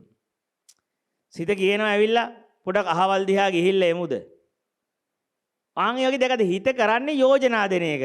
මේ පොඩක් මේ ඊයේ ඔයාලට මෙන්න මේ මිනිස්සයා මෙහෙම ගියා. ඔයාලා පොඩක් සැකේ හිතෙන්නේ නැද්ද එයා ගැන? පොඩක් අපි හිතමු එයා ගැන පොඩ්ඩක්. ආගෙන නැත්නම් ඔයාට මෙහෙම පරියංක සක්මන් කරන් ඉඳලා ඔයාට වැඩක් තියෙයිද? මේක ඉවරයක් වෙන්නේ නැද්ද දන්නෙත් නැහැ. ඔය වගේ අර වාඩි වෙලා ඉන්න ගමන් සිත කියනවා මෙහෙම්ම වාඩි වෙලා ඉන්න ඕනේ නැද? දැන් ඉනා කාලෙම වෙනවා අද ළමෙක් අර මෙහි මහණෙන් ආපු කාන්තා ළමෙක් මේ මට සක්මන් මාළුවේදී හම්බුණා. මේ යන ගමන් කියනවා හඳුරපක් ගෙදර යනවා මං මොකද හදිසි කියලා. මේ එහෙම කතා කර එක එකව කතා කර හේතු ගොඩක්. ඒ ළමයා කියනවා මේ තාත්තා කිව්වලු පුතේ දුවේ ඔයා ගෙදර ආවනම් ඔයිට වඩා පින් රැස් කරගන්න පුළුවන්. ඔයා ආරාම ඉන්නවට වඩා ඉතින් ඒ කියන්නේ මිනිස්සු ඉන්නෙම මොනවා හරි රැස් කරන්නමයි. ඉතින් මං කිව්වා හරිනේ තාත්තා කියලා තියෙන්නේ. මෙතන ඉන්නේ අපි අස් කරන්නනේ රැස් කරන්න නෙවෙයිනේ තාත්තා හරියේදී.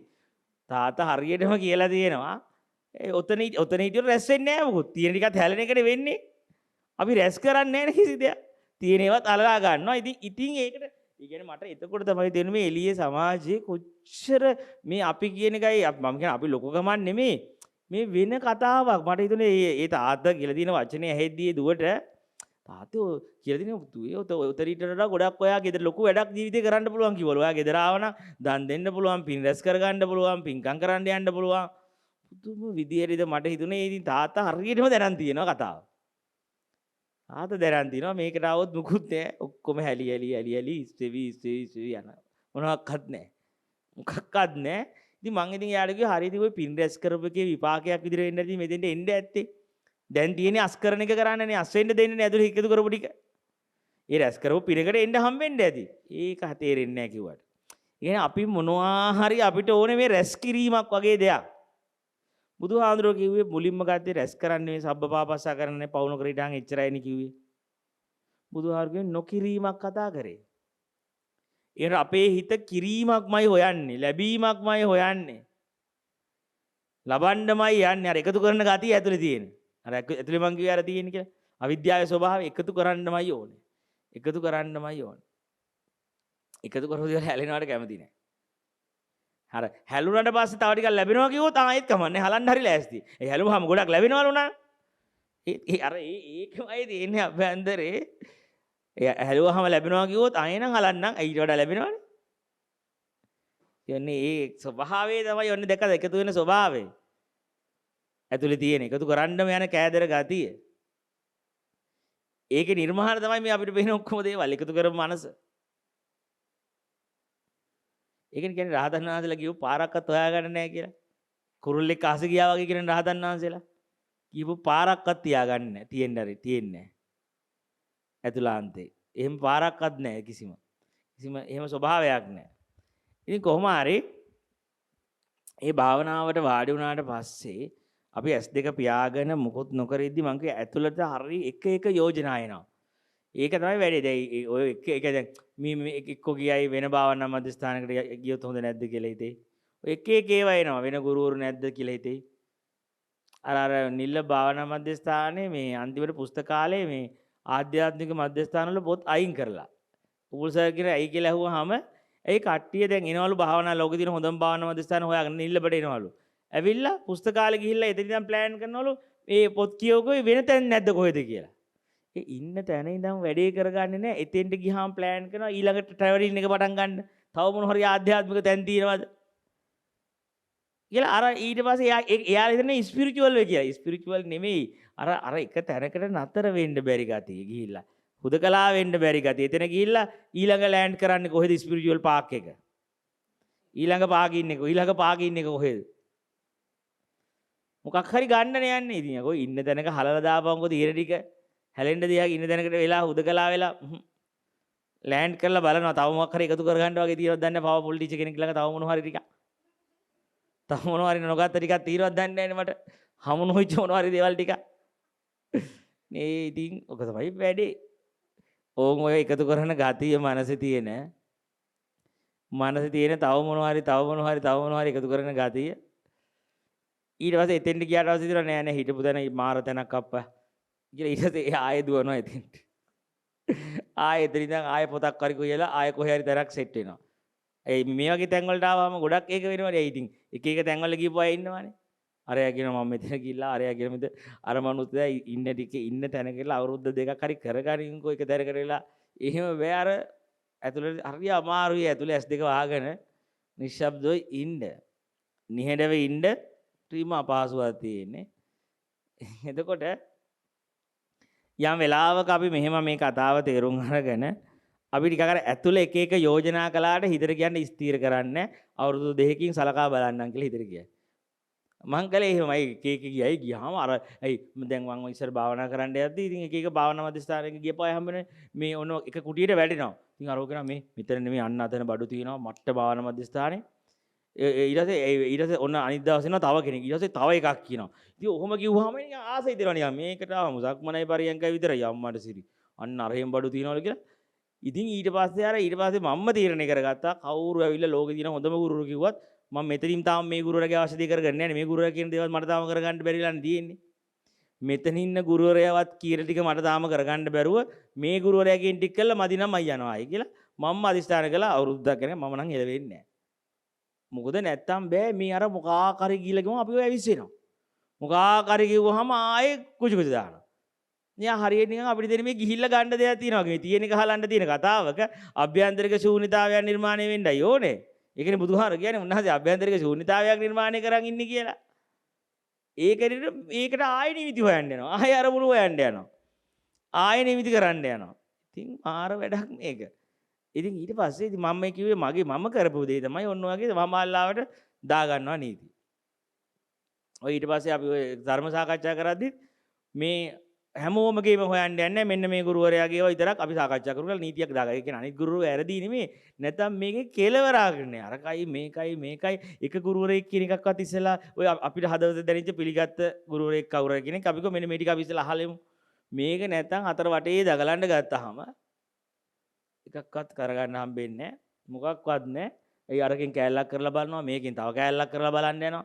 බුදුහාරෝ කියන්නේ අන්තිමට ඕක නිකන් වතුර හොයාගෙන වලවල් හැරුවා වගේ වැඩක් කියනවා. කවදාක වතුර පොඩ්ඩක් කාරනවා තව එකක් කාරනවා. එක්කෙනෙක් ඒකකින්වත් අසල ගිහිල්ලා නැහැ. හැබැයි එකකින් හරි ඇතුළට යන්නකො ඔය ඔක්කොම ෆීල් වෙන්න ගන්නවා. ඔය හැම සමීකරණයක්ම විසඳෙන්න ගන්නවා. එකකින් අසල ගියාට පස්සේ ඔක්කොම ඕනේ නැහැ ඉගෙන ගන්න. එකක් හරි එක තැනකින් ලිහුණාට පස්සේ ඌට හතර වටේම ලිහිලා යනවා. හතර වටේම කතා කරන එක තේරෙන්න ගන්නවා. එක තැනකින් බහින්න ඉවසිල්ලක් නැහැ. අර එච්චර ඉවසන්න බෑ ඇතුළට. එච්චර කල් මරන්න බෑ. ඒ ඉවසීම නැති දැන් අපි කරන්නේ මොකද්ද? මෙන්න මේ වගේ කරගෙන හිත මොනවා දැන් ඔය එක එක යෝජනා කරනවනේ අරේ කළෙමු මේ යුතුයකම් කළෙමු අම්මට කරලා හරියට ආවේ නැහැ නේද යුතුයකම තාත්තට යුතුයකම් කරලා ආවේ නැහැ නේද කියලා මොනවා ගලත් කියන හරි ඕනේ යුතුයකමක් කරන්න ඉස්සලා මේක කරගෙනම කියලා හිත තරහ කරගන්නත් හොඳ නැහැ. හිතට කියන්නේ හරියට ඔයා කියන එකත් බලන්න සලකා බලන්නම් අපි යථා කාලයේදී ඔයා කියන දේවල් සලකා බලන්නම් කියලා හිත එක එක යෝජනා කළාට ස්ථීර නොකර හිටියොත් එයාට මොකුත් කරන්න බෑ. හැබැයි හා කිව්වොත් අම්මට සිරි රෑ නිින්ද නෑ උදේ යනකම්. ඇයි ඒක යෝජනාවකට හා කිව්වනේ. අර හිත ගේනවනේ පන්නන්න එක කිව්වා. හරි දැන් පුතේ. එහෙනම් ඉතින් හා කිව්වනම් පාස්වර්ඩ් එක තමයි හා කියන්නේ. අම්මට සිරි මේක දෙන්න විතරයි ඕනේ රුස් කාලා පොරමාරු. ඔව් එයා කියන්නේ හා ගියන් බලන්නකෝ ඔයාට මෙච්චර බෙනිෆිට් හම්බ වෙනවා මෙච්චර දේවල් හම්බ වෙනවා මේ මොකද්ද මේක වගේද නිකන් පොඩ්ඩක් ඉහිලා එහෙම කියලා හරියට ඔයා එනවනේ ඉතින් ඒ හින්දා අවුලන්නේ පොඩ්ඩක් කියලා අහන් ඒ වගේ එක දාලා පොඩ්ඩක් බලහන්කෝ පොඩ්ඩක් කියලා ආන් ඒ වගේ මොකක් හරි දෙයක් කරලා අර ඒක හැටියේ අර හා කියන එක ගන්න යන්නේ මේ අභ්‍යන්තරයෙන් ඒ හා ඒ කියන්නේ තේරුම් ගන්න හිතට මොනවත් කරන්න බෑ ඔබේ මේ පැත්තෙන් හා කියන එක දුන්නේ නැත්තම් පාසල් එක ගැහුවේ නැත්තම් කොනවා කළත් ඕපන් වෙන්නේ නැහැ මොනවා කළත් මේ පැත්තෙන් බහ දෙන්න ඕනේ හිතට මේ පැත්තෙන් කැමතිද කියලා අහනවා හා කියනකම් අර ඌ පස්සෙන් එනවා ඌට මුකුත් අතවත් තියන්න බෑ අපිට අයියා අපි උඹට හා දුන්නේ බහ දුන්නේ ඌ කියයි අනේ ඔයාගේ තියෙන ආඩම්බර කියන් කියලා අපිට ගානක් නැහැ මොනවා කිව්වත් පුතේ හානම් කියන්නේ ඕන තරම් පස්සෙන් වරෙන් ඕන දෙයක් කියන් ඕන තෑගි දීයම් මොනවා දියත් ඔබට හානම් පුතේ දෙන්නේ මම දන්නවා හා කියපු ගමන් උඹ මාව අද ඇද්දිල්ල දන්නවා කියන වචනේ දීපු ගමන් ආයේ උස්සන් දුවන දිවිල දන්නවා මම වඩාගෙන දුවන්නේ ආයේ හුස්මක් ගන්න හම්බෙන්නේ ජීවිතයක් නෑ දැන් එකපාරක් දෙපාරක් තුන් පාරක් ඔය දිව්වනේ ඔක ආයේ හා කියලා ආයේ කොහෙ ගියේ මොනවා වුණාද කන්ට්‍රෝල් නැතු කියලා ඒ නිසා අපිම ඔක දාගෙන තියෙනවා හා කියන්නේ ඕන එක හැබැයි යෝජනාවට වෛර කරන්නේත් නැහැ යෝජනා ඉදිරිපත් කර දැන් සභාපතිවරයෙක් සභාවක යෝජනා ඉදිරිපත් කරා දැන් යා කියනවා අපි ලබන මාසයෙන් දින ට්‍රිප් එක ගැන සාකච්ඡා කරමු කියලා කෙනෙක් යෝජනා කරනවා මේ අපි ගිය වාරේ සමිති වාරේ මෙහෙම ප්‍රශ්නයක් වුණා කියලා හැබැයි සභාපති කියන්න ඕනේ ඒක වැඩක් නැහැ නේද ඔයා ඒ ගිය වාරේ සමිති වාරේ කතා කළාට දැන් තියෙන ලබන ට්‍රිප් එක ගැන කතා කරන්නේ දැන් මම මාර්තුකාව වාඩි වෙලා සිහියෙන් ඉන්නනේ ඒක තමයි මේ මාර්තු සභාපතිත් අපි දැනගන්න ඕනේ සිත යෝජනා කළාට ඊව නැත්තම් සමහර මේ පරියන්ගේ මැද නැගිටලා යන්නේ. එහලවත් දන්නේ නැහැ යාළුව කොහෙ කවද යද්දි කියලා. ඒක අපි තේරුම් අරගෙන පුළුවන් තරම් අපි අර හිත ගොඩාක් යෝජනා දෙද්දි උත්තර නොදී ඉන්නවා නැත්තම් තව ක්‍රමයක් තියෙනවා. ඒක තමයි සමත ක්‍රමය. සමත ක්‍රමයේදී කරන්නේ අර දැන් අර මාර්තුකාවක් අරගන්නවා. දැන් මම වාඩි උනේ කයත් එක්ක ඉන්න. හරි. දැන් මම මාර්තුකාවට තමයි රචනාව ලියන්නේ. දැන් බල්ලා ගැන ලියන්නේ ගමන් මැක්ක ගැන කොච්චර ලිව්වත් ලකුණු හම්බෙන්නේ නැහැ නේ පිටු ගානක් ලිව්වත්. දැන් මම භාවනාවට වාඩි වෙන එකේ මාර්තුකාව තමයි හුස්මත් එක්ක ඉන්නවා මං. හරි මං හුස්ම දිහා බලාගෙන ඉන්නවා. ඒකේ ඉන්න තාක්කල් ලකුණු හම්බ වෙනවා. ඒකට රචනාව ලියන එක. හැබැයි වෙන මොනවාට ලිව්වත් ලකුණු හම්බ වෙන එක තමයි සමත ක්‍රමය. සමත භාවනාවේ තියෙන ක්‍රමේ තමයි අර වගේ එක එක යෝජනා කරද්දි පස්සේ යන හිතක් නම් තියෙන්නේ මේක අමාරුයිනේ අපිට අපි දන්නේම නැතුව යස් ගහනවානේ. ගහිලා අපිත් යනවානේ. ඒ නිසා අපිම තීරණය කළා සමත අරමුණක තියෙනවා. අපි ගමු ආනාපාන සතිය අරමුණ ගන්නකො. ආනාපාන සතිය අරමුණ අරගෙන මේ ආනාපාන සතිය අරමුණේ හිත ලගවනවා. ලගලා සිතවිලි ආවත් සද්ද ඇහුණත් මොනවා යෝජනා කළත් මං කියනවා හරි කමක් නැහැ යෝජනා කරන්න මම මේ වෙලාවේ ඉන්නේ මේ වෙලාවේ සමිති වාරයේ තියෙන ඊළඟ ට්‍රිප් එක. නැත්තම් මේ ආනාපාන සතිය. හරි මම මේක දිහා බලාගෙන ඉන්නවා. ඒක තමයි සමතය කියලා කියන්නේ. එක අරමුණකට ඒක ට්‍රික් එකක්. ඒකත් ඔය අනිමිත්ත හදාගන්න හොඳ ලේසි ක්‍රමයක්. කියන්නේ දැන් මේ අපේ ඇතුලේ අනිමිත්ත ශුන්‍යතාවයක් නිර්මාණය කරගන්න කියලානේ බුදුහාරෝ අපිට මේ යෝජනා කරන්නේ. කිසිම දෙයක් නිමිති නොකරන ස්වභාවයක් අල්ලන්න එකපාර බෑ. එතකොට අපිට සියුම් විදියට නිමිත්තක් අල්ලලා ටික ඒ අල්ලපු නිමිත්තට සාපේක්ෂව අර අනිත් අරමුණු අනිමිත්ත කරනවා. තේරෙනවද මං කියන්නේ? හැබැයි මෙතන මේක පරම ශූන්‍ය වෙන්නේ නැහැ. මොකද අල්ලපු නිමිත්තක් තියෙනවා ආනාපාන සතිය. ආනාපාන සතිය කියන නිමිත්ත අල්ලලා අනිත් නිමිති ඔක්කොම ශූන්‍ය කරලා දානවා. අනිත් ඔක්කොම මෙනෙහි නොකරනවා. මානසිකාර නොකරනවා. සද්ද ඇහුනට කමක් නැහැ, සිතිවිලි ආවට කමක් නැහැ, මොන යෝජනා කළත් කමක් නැහැ. මං ඉන්නේ හුස්මත් එක්ක. මේක දිගට නැවත මේ අරමුණේම අපි තේන්න ගන්නවා. හැබැයි මේ අරමුණේ තියෙද්දි මෙන්න මෙහෙම ප්‍රශ්න දෙකක් තුනක් එනවා. ඒ තමයි පළවෙනි ප්‍රශ්නේ තමයි අපිට මේකේ දිගට තියාගන්න බෑ. එතකොට මම ගැන කේන්තියක් එනවා. මට කොච්චර කරත් බෑනේ ආනාපාන සති අරමුණේ ඉන්න මෙච්චරලා කොහේ ගියත් පියවර 10 ඇතියදී හිත පිට යනවානේ කියලා හැම වෙලෙම තමන්ට තමන් බැන ගන්න ගතියක් එනවා. තමන් කරේ තමන් කේන්තියක් ඒ වෙලාවේ හිතට කියන්න ඕනේ කමක් නෑ මට හුස්ම රැල්ල දැන් දෙකක් හරි ඉන්න පුළුවන් ඉස්සරට වඩා ඇති වාඩි වෙලා හරි මට ඉන්න පුළුවන් දැන් නැගිටලා දුවන්නේ නැතුව හොඳයි මම දැන් පිස්සු කෙලින්නේ නැහැ නේ එළියට ගිහිල්ලා භාවනාව හරි ගියේ නැත්තම් මම මේ ටයිම් එකේ පිස්සු නටනවානේ එළියේ හිටියනම්. ඒකේ සිල්පද ටික කැඩෙන්නේ නැහනේ, පව් වෙන්නේ නැහනේ මං අතින්. එහෙම මේකේ පොසිටිව් පැත්ත බලලා වෛර කරන්නේ. දෙවෙනි කාරණේ තමයි අපිට හරියට මේ හිත මෙහෙම අරමුණට මෙහෙම සිහියට යද්දී හිත හිස් වෙනවානේ. මේ හිස් භවයේදී කාමේ නැහනේ. කාමේ නැති වුණාට පස්සේ හිතට කාම අපි විවිධ අරමුණු දෙන්නේ නැහනේ. ඊට පස්සේ කේන්ති යන්න පටන් ගන්නවා. ඒ කියන්නේ මේ හිස් වෙන හිතට වෛර කරනවා මේ කාමාවචර හිත. අපි කියන්නේ කාමච්ඡන්ද ව්‍යාපාද නීවරණ කියලා කියන්නේ. මේ කාම ව්‍යාපාදේ එන්න ගන්නවා අපිට තේරෙන්නේ මලක් පනිනවා බුදුම කේන්තියක් එනවා. බලන්න ඔය භාවනා කරගෙන යද්දී අපිට තේරෙන හේතුවක් තේරෙන්නේ නැහැ. හැබැයි මාර තරහයි. කේන්තියක් එන්න ගන්නවා. ඒ මොකද මේ දැන් හිතට අරමුණු නැහැ. හිතට අරමුණු නැති වුණාම මේකට ඉන්න බෑ. මේකට යකා නගිනවා. මල පයින්න ගන්නවා. මල පැන්නාම හිත මේක ටක් ගාලා දානවා. මේ මෙතන ඉන්න මිනිස්සු මට නරක දේවල් කරනවා. මෙතන ඉන්න මිනිස්සු සද්ද කරනවා වැඩි. මෙතන ඉන්න මිනිස්සු කෑ ගහනවා වැඩි. මෙතන ඉන්න මිනිස්සු සිල්වත් නැහැ. ඇයි දන්නේ හාමුදුරුවෝ මේ ලොකු හාමුදුරුවෝ මේක තියාගෙන ඉන්නේ මේ සිල්වත් වෙන්නේ නැති මිනිස්සු මේක ඇතුලේ. මේ භාවනා කරන්නේ නැති මිනිස්සු කාලා උදින මිනිස්සු මේක තියන් ඉන්නේ ඇයි දන්නේ කියලා මාර මලක් පයින්නවා.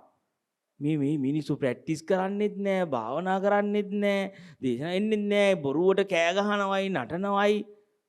ඇයි දන්නේ නැහැ කියලා මේ ඔන්න ඔය විදියට මාර විදියට යකා නගින්න ගන්නවා. ඒ වගේ මොකද අපිට ඒක තේරෙන්නේ නැහැ. මේ යකා නගින්නේ මේ හිත හිස් වෙන්න පටන් අරන් මේ හිස් බව දරන්න බෑ. එතකොට ගොඩාක් අය කරන්නේ මේ තන හරි නෑ කියලා යනවා. යාට තේරෙන්නේ නැහැ ප්‍රශ්නේ තියෙන හිත හිස් වෙගෙන යද්දී මේ හිස් වෙන බව නොදරන්න බැරි කමේ ප්‍රශ්නේ. දැන් ඔබ මේ ඇවිල්ලා මේ දැන් මුල් දවස් ටිකේ සතුට තියෙනවා. අර පරිසරයේ මේ වුණානේ. ටික බලන්න ඔබට අර නිකන් කේන්ති එන හැටි. අර හිත හිස් වෙන්න ඒකනේ ඔය මේ ගෝයින්ක භාවනා මධ්‍යස්ථානවල සමහර වෙලාවෙ ගේට්ටු දාලා වහනවා රැයට. මොකද පැනලා යනවලු සමහර අය. මොකද අමාරුයි ඒක. එන්නේ හිත විශ්දිදී කේත්තන්නේ නැති කේන්තියක් එනවා. ඇවිල්ලා අර Tamanට බැනපු අය මතක් වෙනවා. අර ඒ කේන්තියට පවත්තන්න අරමුණක් එපෑ. ඊට කෝල් කරලා බරිනවා සමහර අයට.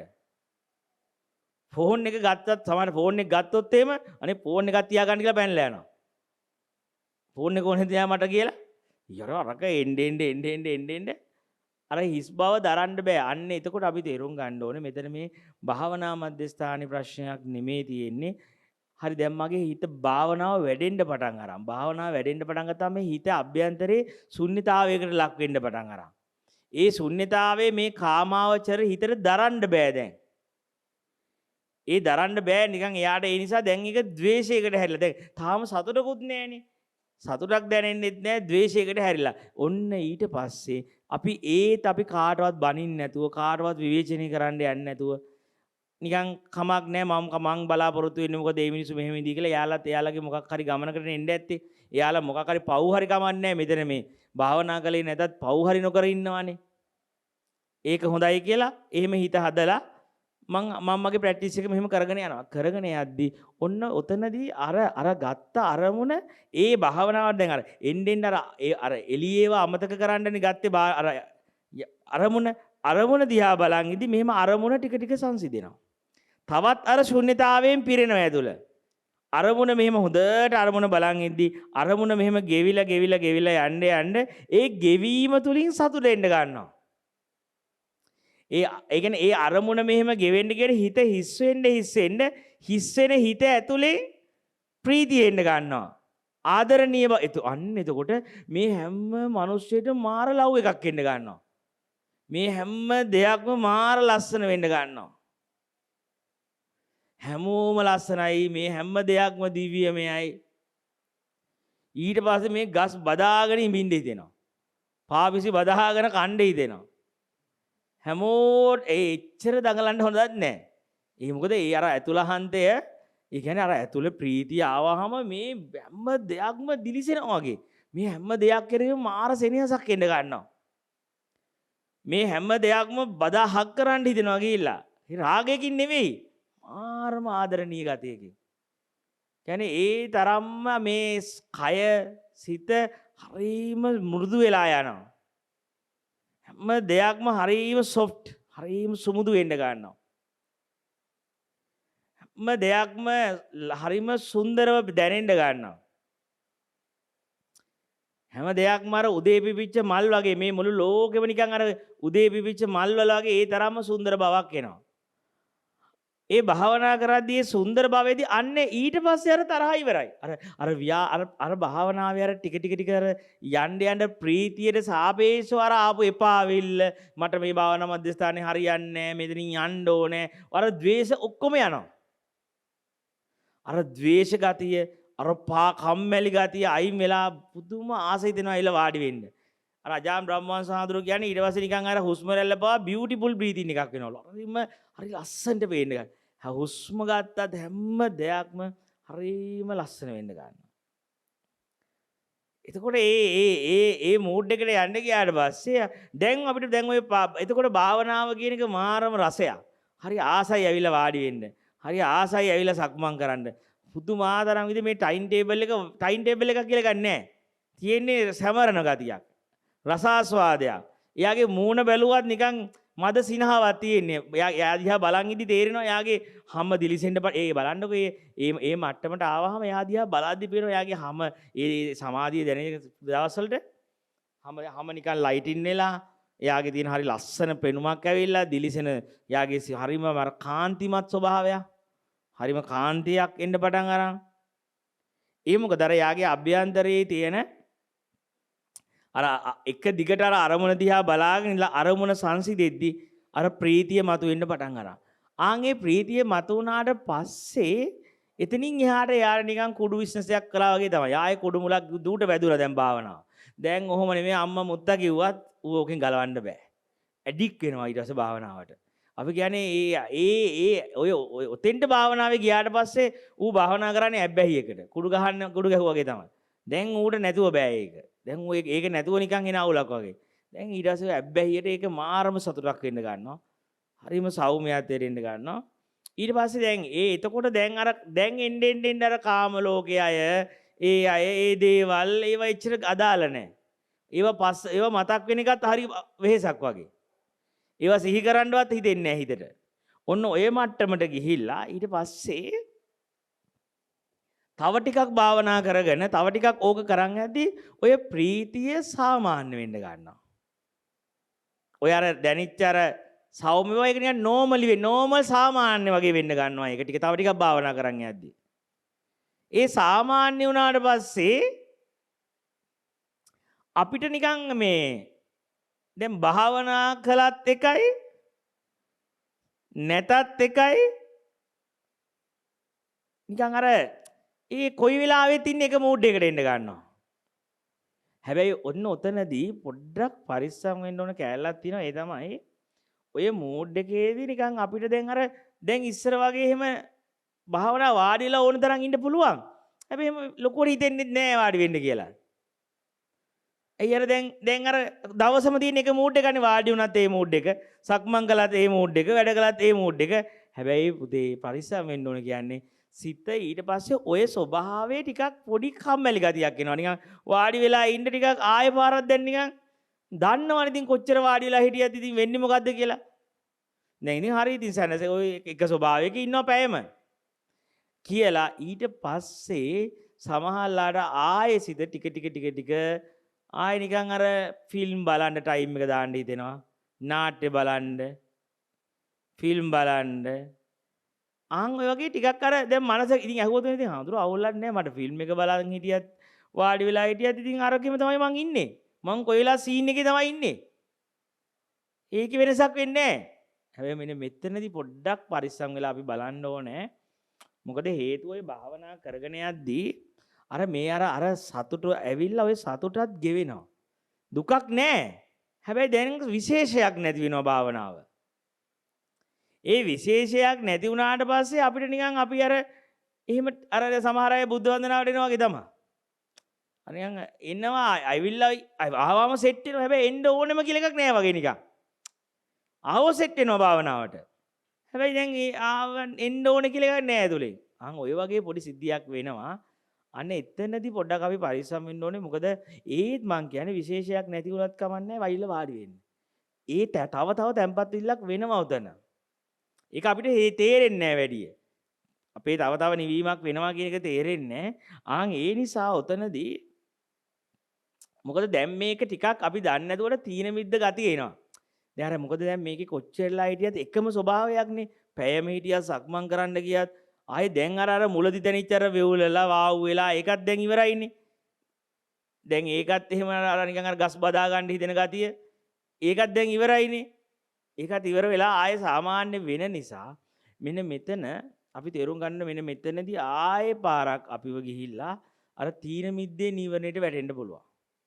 ආයේ අපි පොඩ්ඩක් මැලි වෙන්න ඉඩ තියෙනවා. මේක නිකන් ඒකාකාරී වගේ කියලා හැඟීමක් ඇවිල්ලා දැන් ඉතින් කොහොම කළා සිහියෙන් ඉන්න කියන්නේ වගේ තැනකට ඇවිල්ලා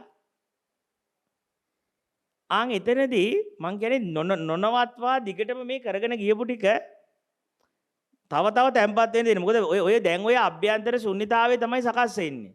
ඔහොම සකස් වෙගෙන යද්දී අපි අර දිගටම මේක කරගෙන මෙහෙම යද්දී අපිට තේරෙනවා තව සියුම් අපේ මමත්ව දැන් හැලෙනවා. පේන්න ගන්නවා දැන්.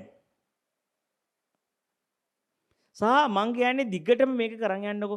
කරගෙන යද්දී මේ දේශනාව ඇහුවට අද හොඳට සක්මන් පරියන්ක කාලා ඊයේ දේශනාව අදහලා බලන්න. අද තවත් හොඳට සක්මන් පරියන්ක කරලා ඊයේ ආපු දේශනාව අදහද්දී ඒක තවත් ඊට වඩා ගැඹුරු තලයකින් ටච් වෙනවා. තවත් වෙන විදියක ඒක සංකල්ප ලෙවල් එකක් නෙමෙයි. ඒක කියා ගන්න බෑ අපිට. ඒක මේ කියන එක ඒ කෙනාට කොහොමද තේරෙන්නේ කියලා ඒක අවබෝධයක් වීම. අර හිතලා තේරුම් ගැනීමක් නෙමෙයි. අර ඇහෙද්දි නිකන් අර හොඳට පත්තියම් වෙනවා කියන්නේ ඇතුළට. ඇතුළට හොඳට නිකන් අර ඒ දහම තුල ජීවමාන වෙන ගතියක් එනවා. ඒ ඇහෙන දේශනාව තුල ජීවමාන වෙන ගතියක් එනවා. ඔය මට්ටමට ආවට පස්සේ අපිට තේරෙන්න පටන් ගන්නවා දැන් මම භාවනා කරලා අරමුණ ගෙවෙන තාක් භාවනා කළා. එතකොට අරමුණ ගෙවෙන තාක්කල් භාවනා කළාට පස්සේ දැන් අපිට තේරෙනවා දැන් භාවනා කළාට කිසිම විදියක අරමුණක් නැහැ. කිසිම ඉන්ද්‍රියක් ඇසුරු කරන්නේ අනින්ද්‍රිය පටිබද්ධ වෙන්න පටන් අරන් අභ්‍යන්තරේ. අනින්ද්‍රිය පටිබද්ධ වෙනවා කියලා කියන්නේ එයා තේරුම් ගන්නවා මම මෙච්චර කල් අර යෝජනා කරලා ගෙවල් දොරවල් දලුවා කියලා ඇල්ලුවේ නිමිතිනේ. අන්තිමට හුස්ම කියලාත් මම ඇල්ලුවේ නිමිත්තක්නේ. ඕක බලාගෙන ඉද්දී අපි තේරුම් ගන්න හුස්ම කියන්නේ අල්ලන්න බැරි දෙයක්. හුස්මේ තියෙන්නේ ගලණයක්. ජලයේ අයිස් කැට නෙමෙයි. අපි අර අයිස් කැට වගේ තමයි ලෝකේ නිමිති කරේ. දේවල් ඉතින් අර හුස්ම දිහා බලාගෙන ඉද්දී අපිට අර ගෙවල් දොරවල් කියන ඒවත් නිකන් ගලණයක් වෙනවා. අන්තිමට කැටයක් විදිහට අන්තිර අල්ලන් හිටිය හුස්මනේ. හුස්ම දිහා මෙහෙම ફોකස් කරන් ඉද්දී හුස්මේ තියෙන්නේ අර ගලන රිද්ම් එක. කැට නෙමෙයි ගැලීම තියෙන්නේ. ඒ හුස්ම බලන් ඇද්දී හුස්මත් ගැලීම බවට පදදී හුස්මත් නිමිති කරන්න බැරි වෙනවා. හුස්ම තුලිනුත් සිත අර අනිත් ඒවා අශූන්‍ය කරන්න ගත්ත නිමිත තියෙනවානේ. අශූන්‍ය වෙච්ච හුස්ම ඒක දිහා අවදි වෙනවාම මෙන්න ඒකත් ගලනවා. ඒකත් දෙයක් කියලා පීඩන්න බැරි වෙනවා. ඒකත් දෙයක් නැති වෙනවා. අන්න එයත් ඒනුත් ශූන්‍ය වෙනවා. ඒනුත් ශූන්‍ය වුණාට පස්සේ අපේ අභ්‍යන්තරයේ දැන් පේනවා ඇහෙනවා දැනනවා කිසිම දෙයක් නිමිති වෙන්නේ නැහැ. අභ්‍යන්තරික ශූන්‍යතාවයක්මයි තියෙන්නේ. එතකොට ඒ ඇතුළත ශූන්‍යතාවයක් අපි තුලින් නිර්මාණය වෙන්න ගත්තට පස්සේ කවුරු ඇවිල්ලා කතා කරත් 1000ක් එක්ක අපි හිටියත් 100ක් එක්ක හිටියත් අපිට තේරෙනවා මිනිසු ලක්ෂයක් හිටියත් යකට මම ශූන්‍ය. ඇතුළේ හිස්. අපිට ඕක හිතෙන්නේ මෙහෙම. අපි හිතන්නේ ආරණ්‍ය දැන් ඉස්සර වගේ නෙමෙයිනේ ආරණ්‍ය මාරයිනේ. නිහඬාරණ දැන් නිහඬාරණක් වෙලා නෙමෙයි. ඔබේ අභ්‍යන්තරයේ නිහඬාරණක් වෙලා. ඒ නිසා ඔබට තේරෙන්න ගන්නවා මම කොහෙ ගියත් ඒ නිහඬාරණ වගේ. දැන් නිකන් කොහෙ ගියත් මට දැනෙන්නේ ඒ ස්වභාවයමයි. කොහෙ ගියත් මට දැනෙන්නේ දැන් එකම නිශ්ශබ්ද බව. දැන් මට මාළු මාකට් එකට ගියත් එකයි නිරන්ට ආවත් එකයි තමන්ට තේරෙනවා කොහෙ ගියත් ශුන්්‍යතාවයක් ඇතුලෙන් හැදිලා තියෙන්නේ. කිසිම දෙයක් මෙහෙම අරමුණු ඇසුරු වෙන්නේ නැහැ. කොහෙ ගියත් 1000ක් එක්ක හිටියත් හුදකලාවක ඉන්නේ, විවේකයක ඉන්නේ, විශ්‍රාමයක ඉන්නේ, තැම්පත් බවක තියෙන්නේ ඇතුළ. කොහෙ ගියත් කවුරු ඇසුරු කළත් ඒක හෙලවෙන්නේ නැහැ. ආන් ඊට පස්සේ කවුරු හරි ආවත් එක්කෝ එයාගේ ඔබ ආවේ මොකද්ද අවශ්‍යතාවයට කෙටියෙන් උත්තරයක් දීලා යවනවා. කතා කළොත් ඉතින් කවුරු හරි මේ කතාව තමයි කතා කරන්නේ. නැත්තම් ඒ එන කෙනාට අවශ්‍ය දේ බොහොම ෂෝට් ඇන්ඩ් ස්වීට් ඒ සම්බන්ධය තියන්න ඕනේ නෑනේ. ඇයි මම එයා හරහා මාව ප්‍රතිෂ්ඨාවනය කරන අපි කියන හලනවා. හලන පැත්තට තමයි කතා කරන්නේ. හරි කොහොමද හොඳයි එච්චරයි. ඔයා කොහොමද කියලා අහන්න යන්නේ නැහැ. ඒතර ආයෙ කතාව දික්කෙසෙනවනේ. ෂෝට් ඇන්ඩ් ස්වීට් වචනෙන් දෙකකින් උත්තර දුන්නා. හැලුවා. කවුරු හරි සත්‍යයක් කතා කළොත් ඒක ඕනේ තරම් කියලා දෙනවා. ඒ මොකද ඒ අර තමන්ගේ අභ්‍යන්තරික ශූන්‍යතාවයක් එයා තුළම නිර්මාණය වෙලා. හරි. එතකොට දැන් බලන්න මම හිතන්නේ අදට අපි අවසන් කරමු. දැන් මම හිතන්නේ ආයෙ මම මේ වාක්‍ය කියලාම ඉවර කරන්න. ඒතර ඔබට තේරෙයි මේ ඔන්න ඔය විදිහට අපි සකස් කරගත්තොත් බුදුහාරෝ කියන මේ ස්වභාවයට අපිටත්පත් වෙන්න පුළුවන් කියලා. පින්වත් ආනන්ද තථාගතයන් වහන්සේ මනවින් අවබෝධ කරන ලද මේ වාසය කිරීමක් තියෙනවා. එනම් මේ සියලු නිමිති මෙනෙහි නොකිරීමෙන් ආධ්‍යාත්මේ ශුන්‍යතා සමාපත්තිය උපදවාගෙන වාසය කිරීමයි. පින්වත් ආනන්ද ඔය ශුන්‍යතා සමාපත්තියෙන් වාසය කරන තථාගතයන් වහන්සේ කරා පැමිණෙන්නා වූ භික්ෂු භික්ෂුණී උපාසක උපාසිකා රජවරු රාජ්‍ය අමාත්‍යවරු අන්‍යාගමිකයන් අන්‍යාගමික ශ්‍රාවකයන් ඉන්නවා. නමුත් පින්වත් ආනන්ද ඒ පිරිස අතරේදී තථාගතයන් වහන්සේ ඉන්නේ විවේකයට නැඹුරු සිතුනි. දැක්කද? අර අභ්‍යන්තරික ශූන්‍යතාවයමයි තියෙන්නේ. ඇතුළාන්තයේ කිසිම අර රබර් බෝලේ වගේ ඇතුළ එහෙම ග්‍රහණය කරන්නේ නැහැ. පුද්ගලයා කරන් කතන්දර කිතෙන්නේ නැහැ. විවේකයටම යොමු. විවේකීම බැස අර අභ්‍යන්තර තැම්පත් බව විවේකී හුදකලා අභ්‍යන්තර හුදකලාවෙන් යුතු නෙක්ඛම්මේටම ඇලුණු සියලු කෙලෙස් උපදවන ධර්මයන්ගෙන් බැහැර වූ නිවනට නැඹුරු සිතුනුයි. ඉතින් තථාගතයන් වහන්සේ එබඳු නෛර්යානික වූ නිවන් ප්‍රතිසංයුක්ත කතාවක්මයි කතා කරන්නේ. පින්නත ආනන්ද එහින් වික්ෂුවක් උනත් කැමති වෙනවා නම් ආධ්‍යාත්මී ශුන්‍යතා සමාපත්තිය උපදවාගෙන වාසය කරන්න ඕනයි කියලා. ඒ භික්ෂුව විසින් පින්වත් ආනන්ද ආධ්‍යාත්මී තුලමයි සිත පිහිටවිය යුත්තේ, තැම්පත් කළ යුත්තේ, එකක කළ යුත්තේ, සමාධිමත් කළ යුත්තේ. හරි. ඉතින් මේක තමයි කියන්නේ මේ දේශනාව අහන ගමන් අපි තුල මේක නිර්මාණය කරගන්න ඕනේ. කරගන්න මේ හැම දෙයක්ම උපකාර කරගන්නත් ඕනේ. සක්මන් පරියන්ක හැම දෙයක්ම හදා හොඳ එන හැම දිනාටම තෙරුවන් සරණයි.